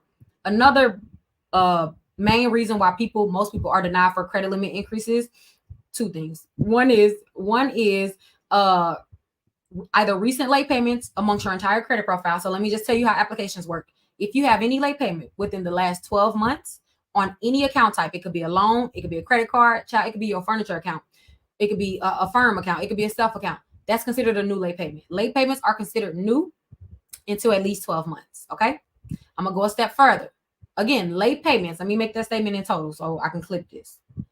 Any late payment that has occurred within the last 12 months from the date of today or your application, that late payment is automatically, it does not matter the lender, that late payment is automatically considered new. So when you apply for something and one of your denial reasons says recent late payments or too many recent late payments, that literally just means that you have accounts reporting late within the last 12 months. Let me take it one step further. If you are applying for a credit card or a credit card increase, any revolving credit, they're going to specifically look at all of your other revolving accounts. Outside of that 12-month that goes for all of your account types, there's an additional layer that's added. If you had any late payments within the last 18 months, 18 months on any other revolving account, because you are applying for a revolving account, they will automatically consider that new. So unless your most recent late payment on any of your other revolving accounts is at minimal 18 months old, you won't reach the top level of borrowing power. Now, if it's been 12 months ago and you still want to apply, you can. 12 months ago is not typically going to outright stop you from getting approved, right?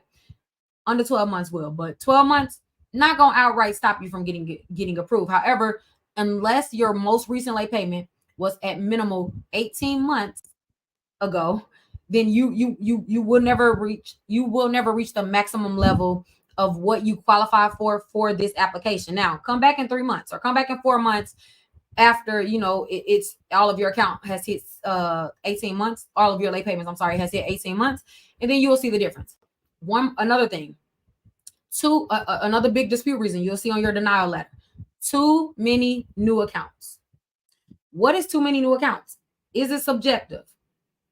Let me just let you know. New accounts, in terms of how your credit report is like read or I guess translated to the system, new accounts is within 6 months. Hear me, but is like a tier. Okay, hold on. Let me take that back to make it easier. Overall, any account under 18 months is technically considered new. But installment loans, so if you're applying for a mortgage, if you're applying for a car, they installment based scores, like your mortgage scores, like your auto loan score, will consider any accounts under 18 months as new. You can literally have an account 17 months and it's going to show new account. If that was your number, if too many new accounts was in your top 3 or top 2 dispute or denial reasons when you are denied for a credit card, that literally just means that just all you have to do is wait until your most recent, your newest account hits that 18 month mark. Because after an account hits 18 months on installment based scores, I want y'all to hear me. Installment based scores, mortgages, auto loans, that account will always be considered new, right? With a credit card, it's 12 months. So I'm sorry. I'm talking too fast. With a credit card, it's 6 months. is 6 months. So it's a lot less. It's a lot few. What's too many though? Okay. For credit cards, I'll just go. I always base the standards off the top banks because, child, why we gonna settle for her when we can go here? So all of my standards, by the way, are for the top banks, the top borrowing power. I'm not. We don't even entertain anything less because everything is attainable. You just have to know how to attain it, right? So based on the top banks, the top tier cards, meaning if it obviously qualifies for the top card, then it qualifies for any other card that you could think of, right? So, so for the top banks, if you have more than two new accounts, more than two new accounts within 6 months, you have too many new accounts. What can you do about that? If you already got denied and it shows too many new accounts, then wait until your most recent account hits 6 months and then apply again. Whenever you guys are denied anything, again, they by law they owe you a denial reason letter. Like they got to tell you why you was denied, and it's never your score. So most people will scroll down, look at their score, and be like, oh, whatever. That's not what tells you why you was denied. They have to literally list the reasons why, right? Every reason means something specifically. If you're ever confused on what that means or what you need to do or what you need to work on to get approved, ask. Please always write it in my comments. Because by the way, like I need to do a webinar based on just codes, but child, I'll be talking for hours. I think I'm gonna do it in Credit Academy.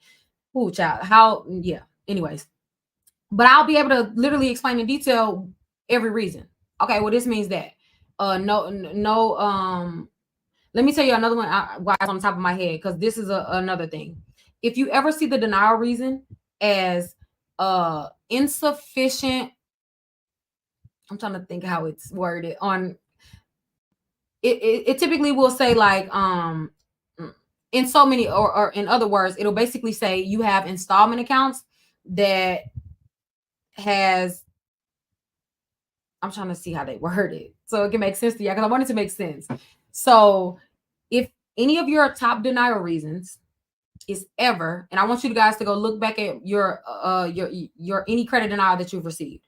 If any of the top reasons says something along the lines of you have installment accounts with too high of percentage, or lack of repayment for installment accounts, it'll say something along the lines of basically you have installments accounts that you ain't paid enough of, right?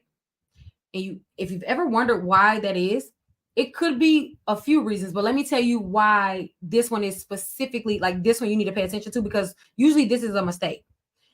You guys know that when you have an installment account, there's a schedule. Like there's a set amount that you pay per month for however many amount of months that you agreed to. You have a car, your car note is $350 a month for the next 68 months, right? You already know that. So if you see this denial reason and you obviously are not behind on the loan, like you're on time, let me tell you why that happens. If you have student loans on your credit report, a lot of times your student loans are just reporting as installments and not educational loans. Yes, educational loans are installments, but they are a specific type of installments, meaning that is the only installment account that allows unlimited deferments without affecting your borrowing power. Okay, so if it's any other account, a mortgage, a freaking furniture loan, getting deferments on loan accounts is actually a bad thing. Ooh, let me 1 point at a time, LaShonda. 1 point at a time is too much. Any deferments on installment accounts, loans, aka loans, is a bad thing. It obviously shows that there's some sort of financial distress and you needed more time to make your agreed upon payment. So obviously to a lender, that's risky. That's a red flag. But the exception comes in when it's student loans. Student loan deferments does not affect your borrowing power, but it will if your student loans are reporting as just a typical installment and not educational. So do me a favor, and whenever you guys download your credit reports, which is free, again, at annualcreditreport.com, you don't have to pay for your credit report. It's free. You're entitled to it once a year. Go download all 3 of your credit reports. Look at all of your student loan accounts. And y'all know you can have about 18 plus student loan accounts for a 4-year degree, right? Look at every one, because let me tell you what happens a lot of time. Most of them will be reporting as educational or as student. And even if it's like, do not look online for this. Like I want to be specific when I say I don't care what online says. Again, that's not your actual credit report. You need your official credit report, because a lot of times online will automatically report it as educational because of, the account type. That's not what you go off of. I need you guys to get your official credit reports. It's free. You can download it immediately. Like there's no barrier on which you can't get your credit reports. Come on, y'all. Get your official credit reports, and I need you to literally look at every single student loan. If it does not specifically in the account type, in the remarks, in the comments, if it doesn't specifically say educational loan, or some will even say student loan, write a letter to the credit bureaus and literally say, please update the account type for this loan as a student loan, as an educational loan. Because just that one little change, literally that one change, it won't affect your credit score. That is night and day for your borrowing power. Because if it, again, think about it, you done had a student loan for 10 years, right? And if you went off the original agreement, that loan, you probably should have been about what, 50% paid for. Like that loan should have been at least 50% or 30% paid for. But we fresh off, number one, a 2-year federal pause. So meaning everyone's student loan was paused. You was given that from the government. But if it's not reporting as educational, that literally looks like that you've had, I'll just make it plain for you. That looks like you done had a car loan, and for 2 years you've deferred the payment. That looks crazy. Because if it does not say educational, then it literally will affect your borrowing power. Like it ain't even the banks just giving you a hard time. They don't control that. If it does not, because educational loans are the only exception to the barrier of if a deferment will affect your borrowing power, which leads me to my next point. And I promise I'm gonna end because I can keep going.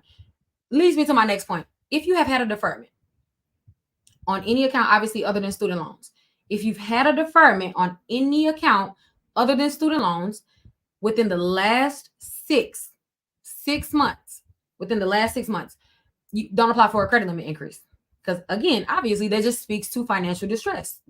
Some way, somehow, you were not able to handle payments, this payment. Like you couldn't meet the agreed upon payment. So that would have us believe that, there may be some distress, right? Like you may not have a hold on your debt obligations. It's probably overwhelming for you based on your income. And who's to say we're not next, right? Deferments is not a good thing. Oh, I'm sorry. Yeah, I keep on thinking of stuff. I promise you. What time is it? Because we need to do part two. Let me tell you another thing. Okay, y'all want me to just do part two? Because it's like I can keep going because it's just so many. It's like, again, just so many small things that makes a difference. Do I want to keep going? What time is it? 1:00. The replay, the full replay is available on YouTube, by the way. Man. Okay, one more. I hope one more. Because things just keep popping in my head. But another thing that you need to make sure that you don't apply for a credit limit increase if you've recently and by the way, don't do this at all, but stop. It's like everything I want to go on a rant, because I want to tell you, I want to tell you not to do it, but I also want to explain why so you can understand. Because it's just like, I don't know if I'm like a natural rebellious type of person. So like, you can't just tell me not to do something. Like I need to know why I can't do it. Like, in order for me to like not even be tempted to do it. So when I explain things, I can never just say, don't do this.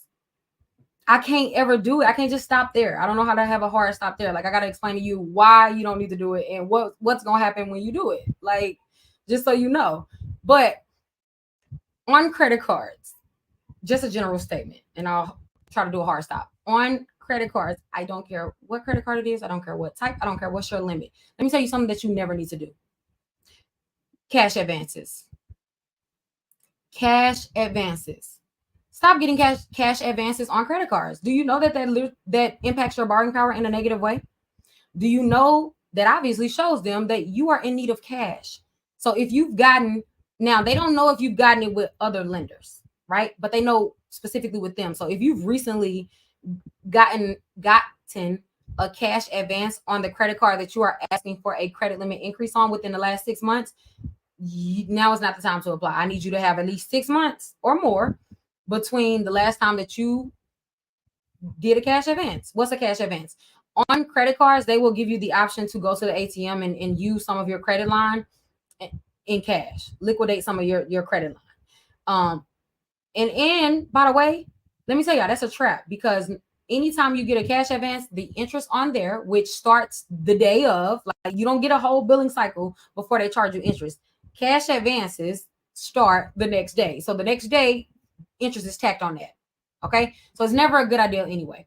However, it also just obviously speaks to your you being in need. Again, that's a constant thing that I'll repeat. If they ever have the need to feel like you're in need, then obviously you are going to be considered more risky to them, because if you're in need, how are you expected to pay them back as expected, because you couldn't pay back your other lenders, right?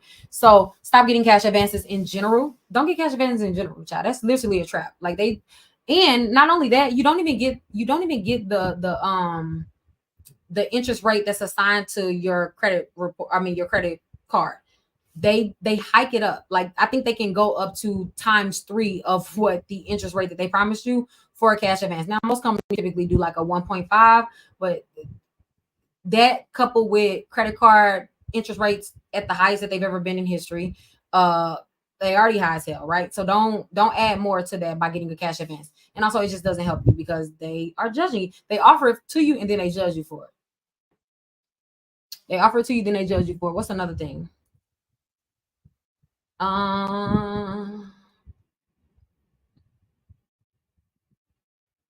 That's all I guess I can think of right now. Okay, so if you've learned at least one thing, like the video. Just like the video. I say this every live. I'm actually so tired of saying that. But then I'm like, well, but what if new people come and they don't know the minimum credit profile needs and da-da-da? I get on my own nerves. So I know I get on y'all's, the people who watch me every time.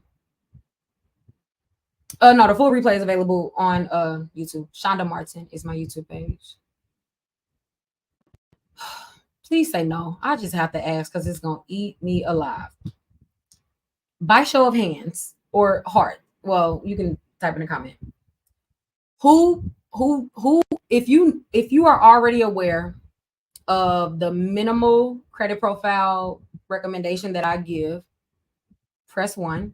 If you're unaware of what's the minimum things that you need, that every borrower needs on their profile, if they ever want good credit, if they ever want to improve their credit, no matter how bad their credit is right now, then press 2 if you haven't heard it, which I'm sure y'all already heard it because I say it every live. I know y'all tired of hearing it, y'all. Wait, two was already no, right? Was 2 already no? Oh, 2 was don't know. Okay. I mean, well, if y'all want to hear it, then I want to say it. So we in the same boat. Okay. Yeah, exactly. See, look, people already putting it in the comments because I be feeling like a broken record for some reason when I say it. But 2 minutes. We're gonna wrap this up in 60 seconds because I'm gonna say this real quick. Okay. At minimum, every borrower needs to have this. Now, keep in mind, if you have collections, if you have charge-offs, if you filed bankruptcy, I don't care what's on your credit report, what derogatory accounts you're dealing with. I don't care if you have 26 collections and charge-offs. You need to have at minimum these 4 things on your credit profile if you ever want your credit score to grow. And this also will, again, aid in your credit score growing no matter how bad your score is at this moment. Doesn't matter. Okay. There are 4. I have a 4-point checklist that every person needs to have. I don't care your background. I don't care. There's no nuances to this. Like literally, this is the minimum recommendation for every borrower. If you want to have quality credit that speaks to your borrowing power. Okay, shut up, LaShonda. Okay, 4 things. Number 1, you need to have at least 4 open accounts. You need to have at least 4 open primary accounts reporting to all 3 credit bureaus. What is primary account? Primary accounts. Primary accounts are just accounts that you qualify for, that you apply for in your name. Oh, hold on, y'all, because child, I done been on TikTok. My bad, TikTok. They done made me do the verification. Okay, let me start over so I can get a clean clip. Clean clip. Okay, so here is the minimal, like at the very least, every person who wants to increase their or improve their credit score and improve their borrowing power and build quality credit. It does not matter where you are currently in your credit profile. This is especially if you have negative accounts, because this profile will actually start to increase your score even with the presence of negative accounts, bankruptcy, all of that. Okay, cool. 4 things. You need to have at least, meaning no less than 4 open accounts in your name, aka primary, reporting to all 3 credit bureaus. So not AU account. So if you're an authorized user on someone else's account, those accounts don't count for this checklist. So in addition to those, you still need to have this. You still need to have what I'm about to say. So at least 4 accounts. Why? Anytime you have less than 4 open accounts on your credit profile, you are automatically considered your credit profile is automatically considered thin, aka inexperienced, right? So if you've ever heard the saying, no credit is the same as bad credit, that's basically true. Like you don't innately just have good credit just because you don't have collections or charge-offs or you've never filed bankruptcy. That's not what causes one to have good credit. That's not what speaks to good credit. What speaks to good credit is credit history, like you showing them by way of your credit report that you have a history of borrowing and repaying it back, because that's what determines your borrowing power, right? So at minimum 4 open accounts. So if you only have closed accounts, again, open accounts in your name. Okay. To be very specific, those 4 accounts, I'm gonna tell you exactly which accounts to get. It's really no guessing. 2 of the 4 accounts needs to be revolving trade lines. What are revolving trade lines? Credit cards, sis. It could be subprime cards. It could be secure cards. The only thing that you need to be concerned with is the credit limits are at minimum $200, which are even the lowest credit cards start off at $200, and it's because of this reason. You just need to have 2 credit cards over $200. At least $200. I'm sorry, at least $200. I'm not even gonna read the comments because if I see I keep applying, I can't get approved. We'll go over that. Just give me a second, sis. Okay. 2 revolving accounts in your name. The limit does not matter. You can have a $10,000 limit or a freaking $200 limit, and they will still do the same thing for your credit profile. So your limit doesn't matter. You just need to have them open and on your credit report in your name. All right. So that 3rd account, get a short-term installment. A short-term installment is any loan with a term length of less than 36 months. So think of any credit builder loan. Think of like the furniture loans. Like if you purchase furniture and you finance those, most of those will fall under short-term installments. A self account, Chime Credit Builder, Kickoff. I always forget Tomo, I think. It is a lot of companies that offer credit builder loans. Your bank, I'm sure, offers one. If you have Navy Federal, they have a pledge loan. All of those are considered short-term installments. Okay.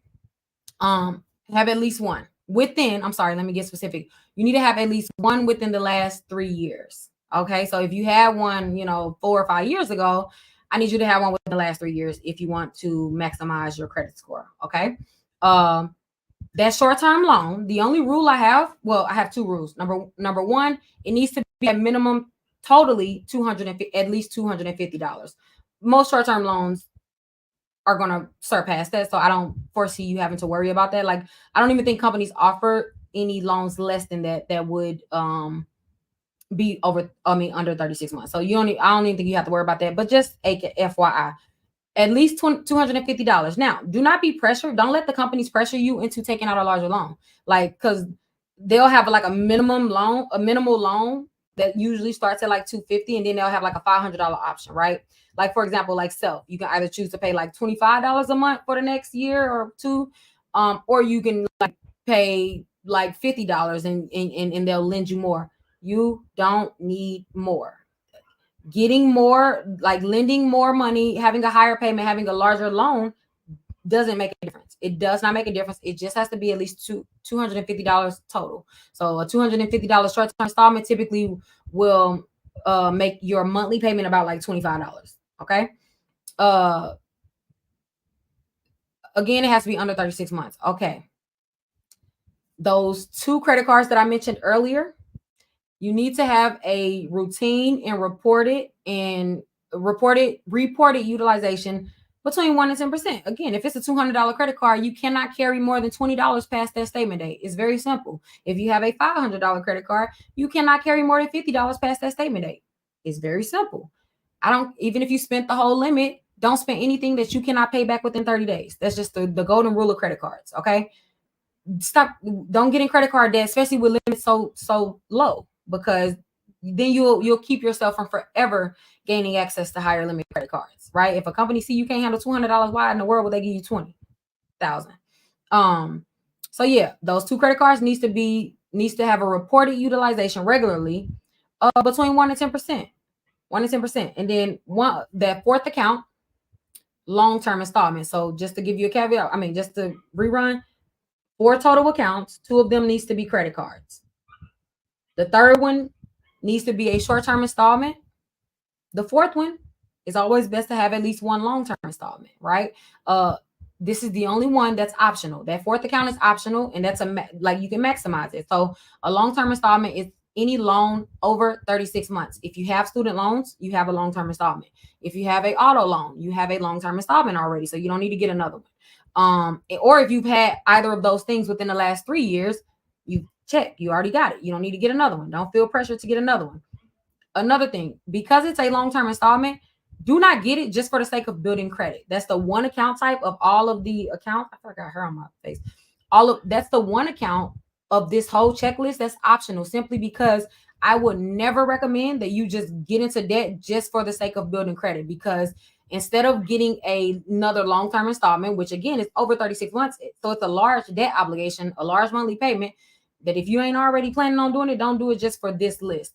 Just get 2 short-term installments and you'll be good. Now, will the long-term installment make a difference? Yeah, but it's only like a 10-point difference. So it's not worth it. It's not worth it. Okay. So if you don't already have a car, don't have any plans to get a car, or don't already have student loans, do not feel pressure to run out and get a long-term installment just for the sake of meeting this list, because it's not worth it to go into debt, to take on such a large debt obligation for 10 points.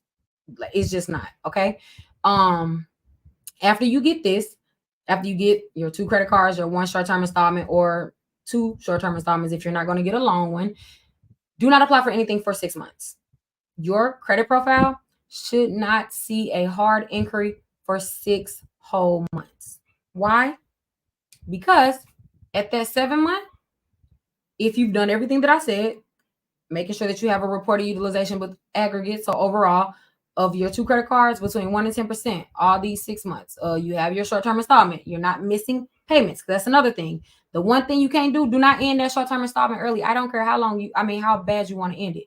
That is the rule. You cannot end the short-term installment early. Okay. So if you have a self account, I need you not to end it early. And I also need you to have a full term loan without a late payment.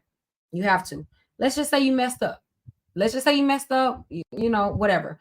You fell behind, and then you had a late payment on your self account that closed maybe like last year. You got to get another one. You have to get another one, because the point is, within your credit profile, within the last 3 years, you need to show a completed, paid as agreed short-term installment if you wanted to improve your borrowing power. So again, if you already had a self account or already had a credit builder account and you had 1 late payment or 2 late payments, that don't count. So act like that never happened.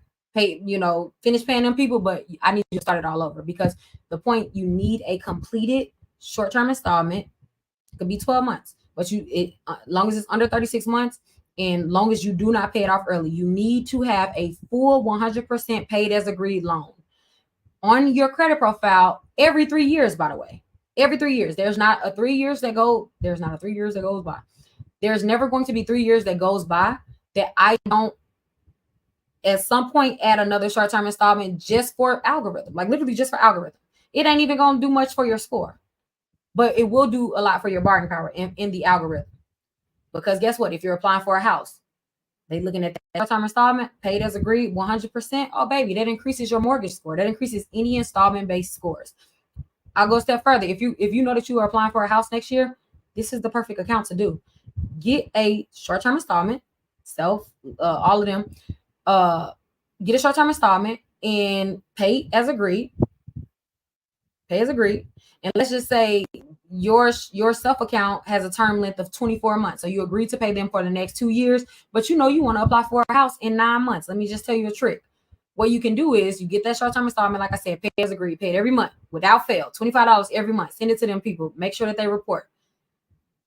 The month before you submit your home application, your auto loan application, or any installment-based application, pay off 91% of that loan. So do the math, child. I don't feel like doing the math. However much you have remaining, do not pay it fully off, but pay off at least 91% of it, leaving less than 9% remaining of the total balance. And that's the quickest way to boost your mortgage score. So if your lender ever tells you that you need, on average, that's going to give you about like 13 mortgage points, which is a lot, by the way, because mortgage score points are not like FICO 8. Like mortgage scores are the hardest scores to move.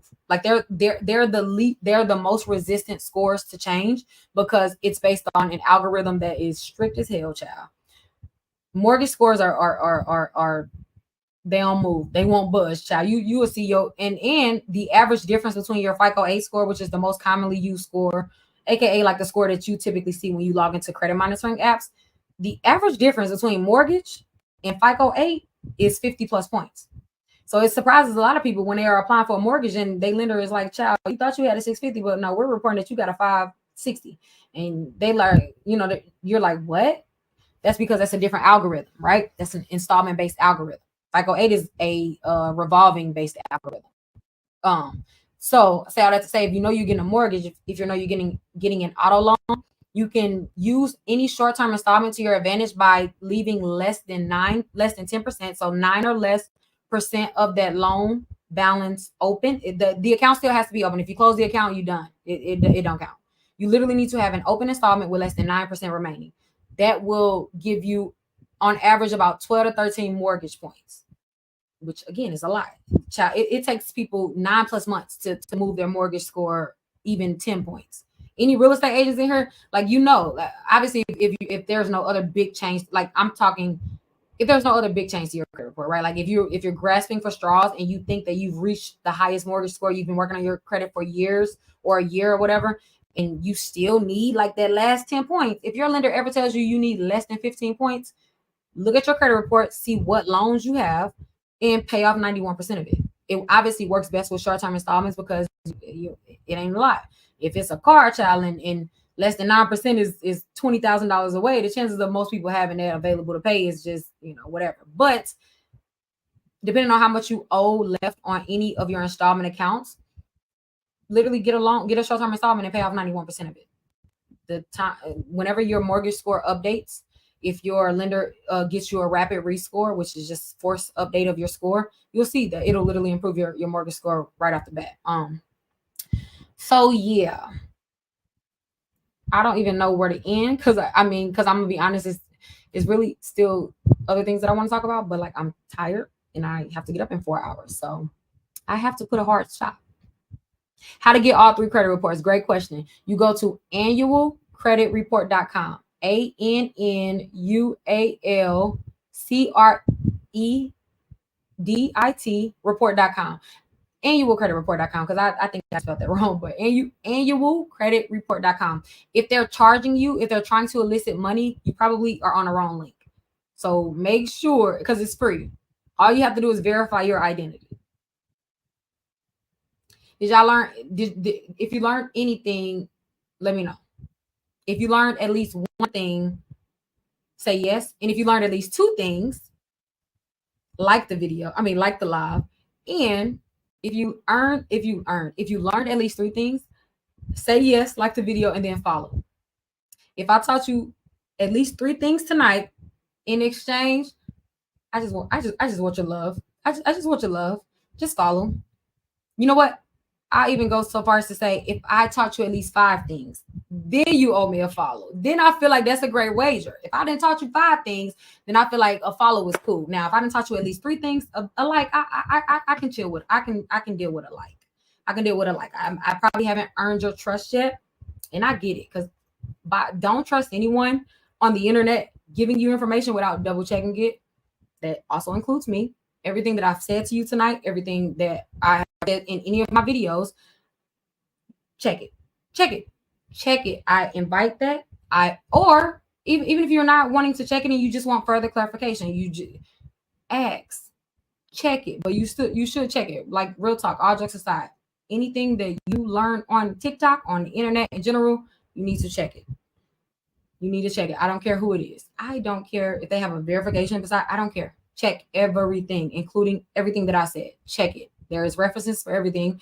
This is information is not. There's not a secret society, child. Like this information is searchable information. Okay, so check it. But if I taught you at least 5 things, then you owe me a phone. Okay. I don't even know how many phones I got. I can't tell. Yeah, I gotta go to bed. I gotta go to bed because I'm getting tired. So let me ask you guys a question. Anyone in here a part of Credit Academy? Where the CA gang at? They probably on the YouTube. If you're a member of Credit Academy, comment.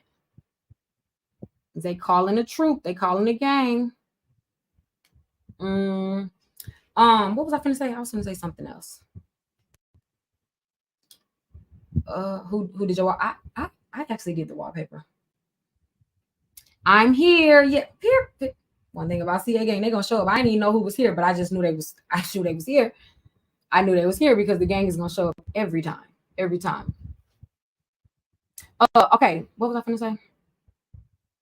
I was finna say something, but I didn't forget. It wasn't anything important, obviously.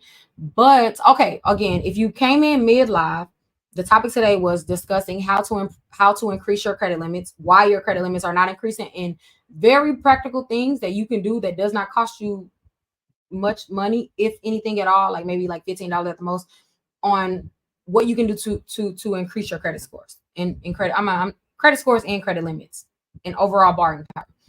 We talked for freaking 2 hours. And I gave you specific things that you should do. If you missed it, if you came in the middle, the video is also on YouTube, my YouTube page, Shonda Martin. You can go and watch the full replay. The advantage to going on YouTube is you also see like everything that I said. I was sharing my screen. So you're able to screenshot. I like to have screenshot references so I can just kind of, reference it easily. So go and watch it. It again is on YouTube, linked in my bio. Is it? Yeah, my YouTube page is Shonda Martin. All right. I'm about to get off here. What's tomorrow? Tomorrow's Wednesday. Well, today's technically, or I'm sorry, Thursday. Tomorrow is Thursday. I go out of town Friday. So tomorrow, Thursday, I can come back. Now, do you guys want me to continue on this topic or continue on credit cards? Like what credit cards that because I find that a lot of people don't think that they can get a credit card. Like, let me make it clear. It doesn't matter what your score is. It doesn't matter how bad your credit profile is. You qualify for a credit card. You're getting denied because you're applying for the wrong ones that your credit profile doesn't qualify for. However, there are some that your credit profile qualifies for. There is no credit profile that can't get a credit card. That's an excuse. Not even an excuse because y'all don't know, but it's going to be an excuse after tomorrow. Or if you've been following me, it's already an excuse. So I can come back and give every credit profile options on credit cards that you are able to qualify for, and then walk you guys through how to specifically pay a credit card. Like this goes for any credit card. How I pay my credit cards, how I avoid paying interest, how I am able to, because I asked for a credit limit increase. I don't know if I said this with American Express. I asked for a credit limit increase every like 94 days, right? So every year I'm expecting at least 3 to 4 at the most credit limit increases from American Express. If it's Chase, I'm going to ask them twice a year. Citi, I'm gonna ask them twice a year as well. Sometimes 3. Apple, I'll ask them 2 to 3 times depending on what. But the point is, on all of my credit cards, there are multiple times in a calendar year that I request a credit limit increase. And again, we went over the things that I ensure that are taking place before I apply. And also, I feel like what I didn't touch on is like what to do if you get denied. What are your options? Like what happens after that? Or does it stop at a denial? No, baby, we don't take no's. A no is a, are you sure? We're gonna call the reconsideration line. I can go over things that they like to hear, things that'll help your application. Child, really, when it comes to credit cards, y'all already know, like that's my thing. Like I love credit cards. I love credit cards. I'm a avid credit card user because I love reward points. I fly for free. Haven't paid a penny towards a flight in at this point over like 4 years.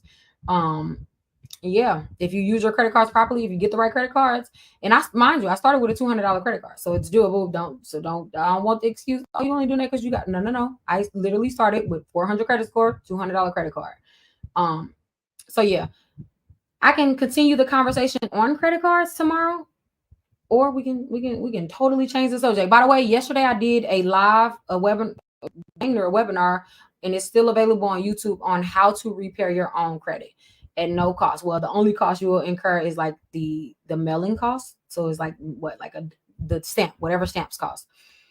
So if you want to run that back, if you don't know how to repair your credit, if you're tired of paying people and you just want to do it yourself, go watch that video in detail. I show you these specific letters. I explain to you why you need to send the letters. I tell you all of my rules. And that process that I explain has helped thousands of people that has done it themselves. So I'm talking about people that's not in Credit Academy, people that did not pay me. They literally utilized. I've been teaching online since 2016. So I've been teaching the same tune, running the same tune for all these years. It still works to this day. You just have to dedicate the time. If you do not want to dedicate the money to repairing your credit, meaning like paying someone else, you have to dedicate time. Okay. I repair my own credit. I'm always team DIY. Y'all know I don't even offer a do it for you credit repair service because I don't even like repairing other people's credit because you never learn. You'll never learn. I used to. I cut it short real quick because then I just realized after I will repair someone's credit, they doubling back within 6 months. No, I don't like that because I'm team credit education first. I'm team you like if you're learning, then I'm good. If you're not learning and you're just improving your credit, child, that does nothing for me because all it's gonna do is you're gonna end right back up worse, honestly. Because after you repair your credit, you're gonna have access to more capital, and then if you don't know how to use credit, then you're gonna be deeper, like down deeper in a hole, and I just can't. I can't align with that. We ain't standing by that. So, yeah, if you want to repair your credit on your own, like literally starting tomorrow, and you need step by step, you the type of person that literally needs. I'm a step by step type of person. Like I need you to tell me each step in detail, not even each step, like explain each step and like tell me what I need to say. If you're that type of person, we right here. I'm a visual learner and I'm a visual teacher, so I prefer YouTube for that reason. Uh, Again, the video is titled. It's the one from yesterday. It's the and you have to go under the live tab on my YouTube channel. It's called just search Shonda Martin how to repair your own credit. It's like a 2-hour live. We went in detail, letter by letter. You want me to show y'all real quick before I get off here? Because then that'll be my point. Do you guys need me to show you really quick? Even though I mean it ain't real hard to understand what I just said, but you know what? Just because you guys may want a screenshot, I'm gonna show you.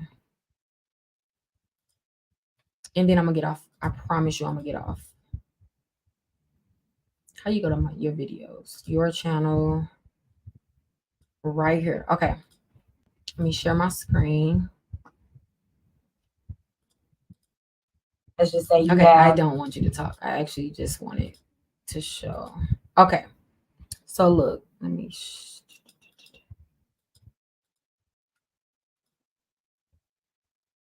right here. All right, so let me show you guys. All right, here is the video. So my YouTube page is Shonda Martin. And then this is the video from yesterday. It's called Credit Q&A / How to Repair Your Own Credit. As you can see, I literally show you the exact same letters. We go in detail. I explain every step. I give you all the letters, child. Like it's no guessing. Like plug and play. No guessing. So go watch that if you want to repair your own credit, child. Go watch it if you need the information. Yeah. So I am about to get off here. I can potentially come back live later on today. I'll see if I'm up to it. If I do you guys want me to talk about charge-offs or continue the conversation about credit cards? Let me know.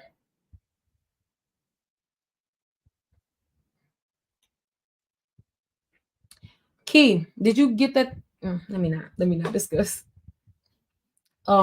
We received a response I ain't gonna without saying everything. We received a response today, so but it was at the end of the day, so she probably gonna text you in the morning. But we did receive a response from them today. Finally, charge offs. Y'all are boring.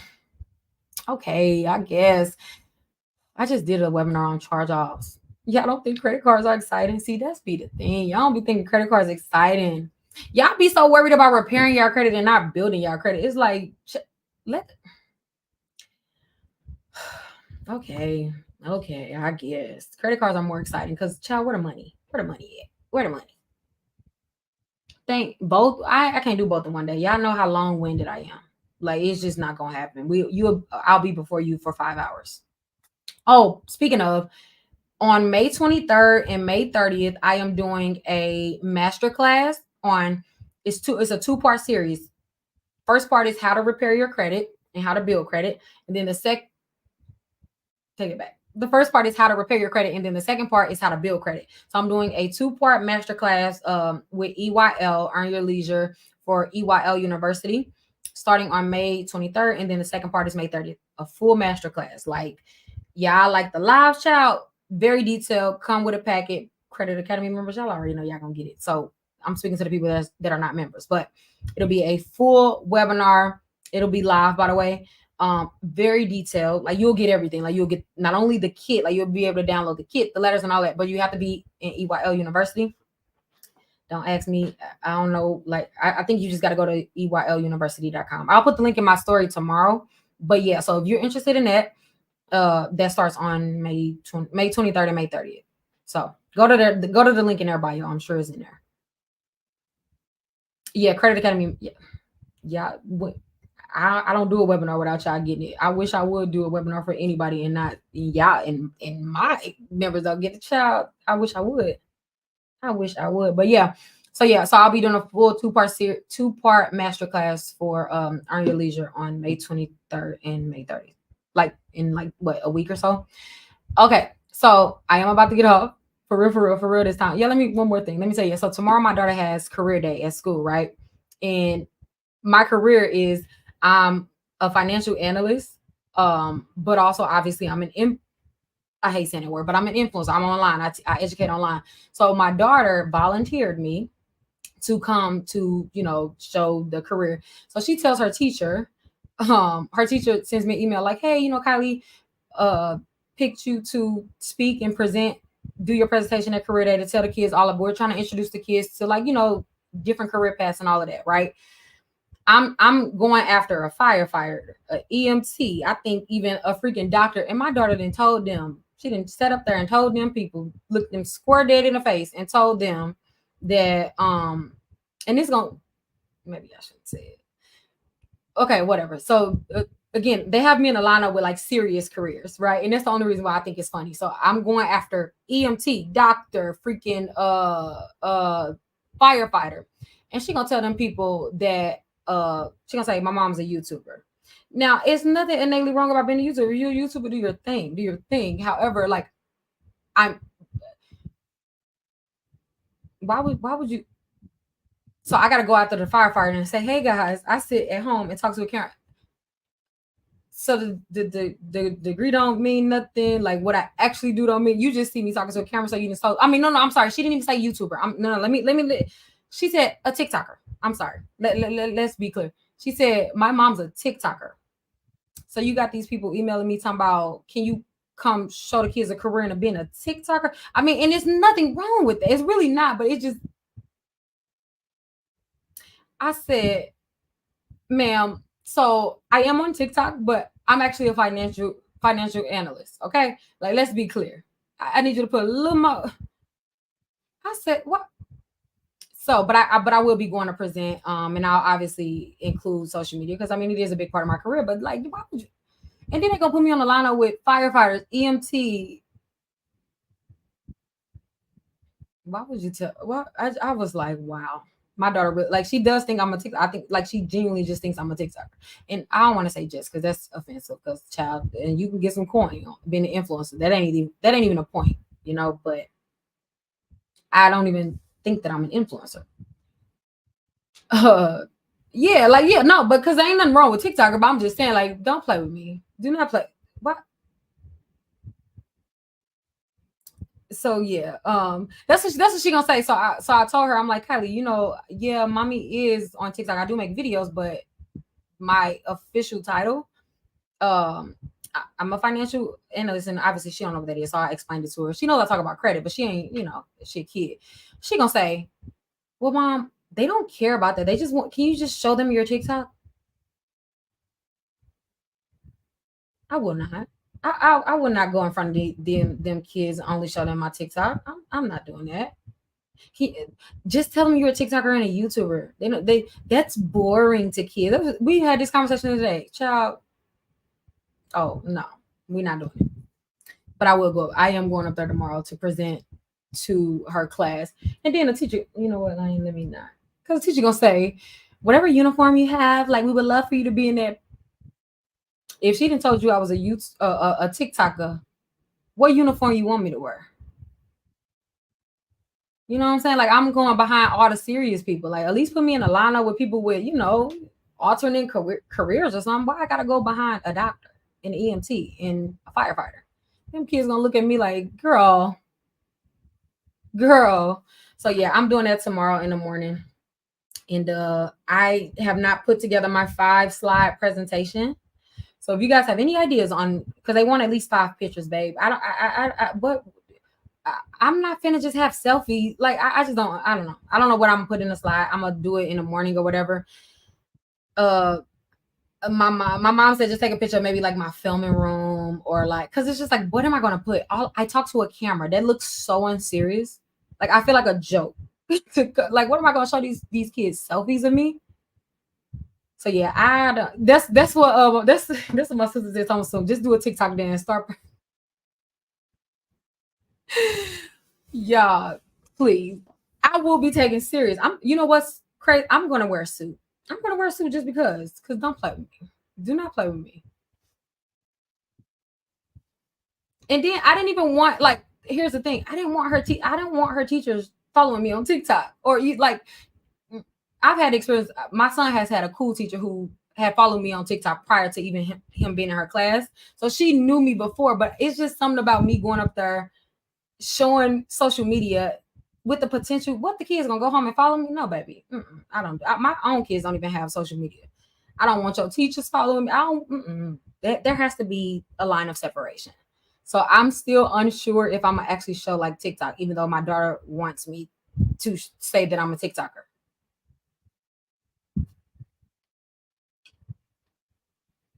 Um, tell them a little. So we basically have to tell them why we love our career. So like the goal is to give students options on, to show them that like there are various career options, right? Like it doesn't have to all look the same and all of that. So I basically need to tell them why I love my career, but it's just like, okay, I like talking to a camera. Like it just, I don't know, it just, when you explain it to kids, it just sounds unserious, right? Like it just, yeah. Put a pic up of you on, oh, you know what, literally, I don't even know why I didn't think of that. I was only looking at the social media aspect, but you're right. Like I guess I could just show on stage meetings and stuff like that. Okay. Look at us being serious together. Should I include TikTok? Should I include TikTok? My name?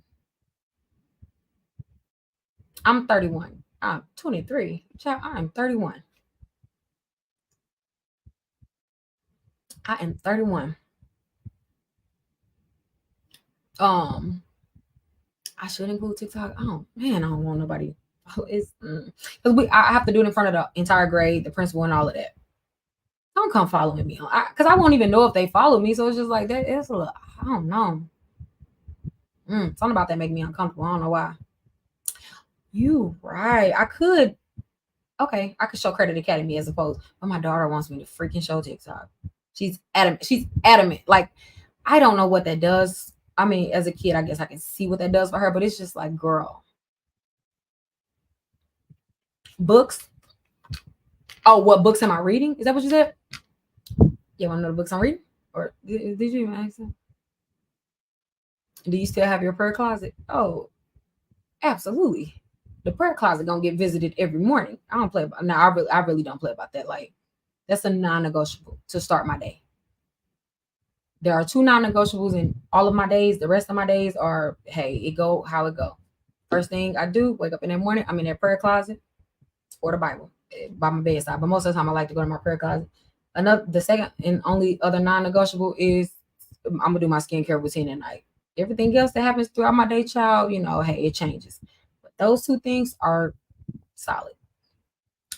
Yeah. So I books for us to learn about credit. Instead of books, I'm gonna be honest. I think you need to read the consumer laws because like that's the basis of it. All right, I'm finna get off here. I forgot I was still on this YouTube that's being recorded. So again, make sure you go to my YouTube page for a host of other webinars: how to challenge properly challenge your repo, how to challenge a charge off, how to challenge collections, how to challenge late payment. Like it's a solution for everything. Okay. I can record my skincare routine.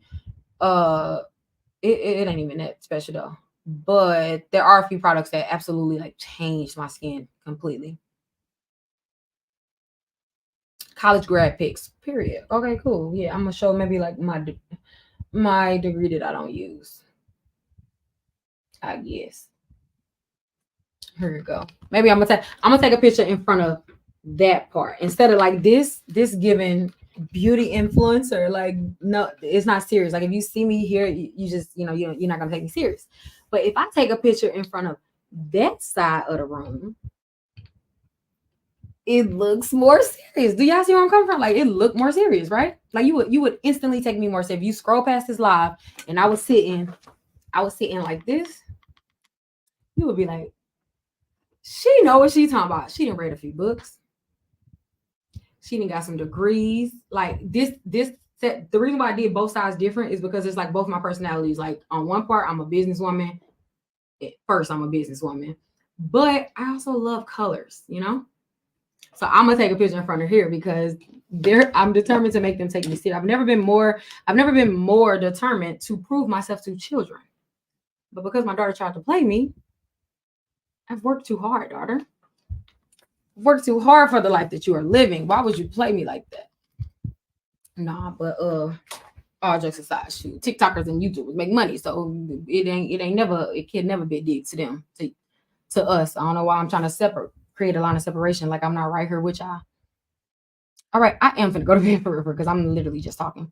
I don't use my degree, like for real. I've never had a job that I used it. I realized my love for credit mid college, and I was already too far into my college career, which took me 7 years for a 4-year degree. It's a whole nother story. I was just too far. I had already had too many loans, and I was like, "Child, I might as well. I'm leaving her with something. I'm leaving her with something. I got to." So yeah, I am about to get off. I say that every 3 minutes, but yeah, no, for real, I am about to get off. Love you guys. Be back. Meet me here tomorrow at like 8:39 if you want to learn. I don't know the topic yet. Maybe credit cards or charge-offs. I'll see. Again, go to my YouTube for the full webinars for free. Follow. Do me a favor. Just follow me on all my platforms. I post free financial information daily on TikTok, Instagram. Well, not TikTok. I've been bad at TikTok, but Instagram I do post daily. My social media manager does. So Road to 750 Plus on Instagram, Shonda Martin on YouTube, and you are already on my TikTok. So yeah, follow me on all platforms. Next week, I'm actually going to be drawing 10 people, 10 followers to win free Credit Academy memberships. But you'll have to be following me on all platforms. So go ahead and go ahead and do it already right now, And yeah, that is all. I'm about to go to bed. I hope you guys have an amazing night. I hope you have a restful night of sleep. If you haven't already, repent, ask for forgiveness, because child, he still love you. It don't even matter what you did. He still love you. Jesus still love you. And I love you too. And I will talk to you guys tomorrow. And remember, you deserve good credit. It don't matter what what happened in the past, and no credit profile is irredeemable. If you have reached the stopping point in your credit journey and you've been trying, follow me. I got you. You just gotta be patient. That's it. All right. For real, I'm out. I will talk to you guys tomorrow. Peace.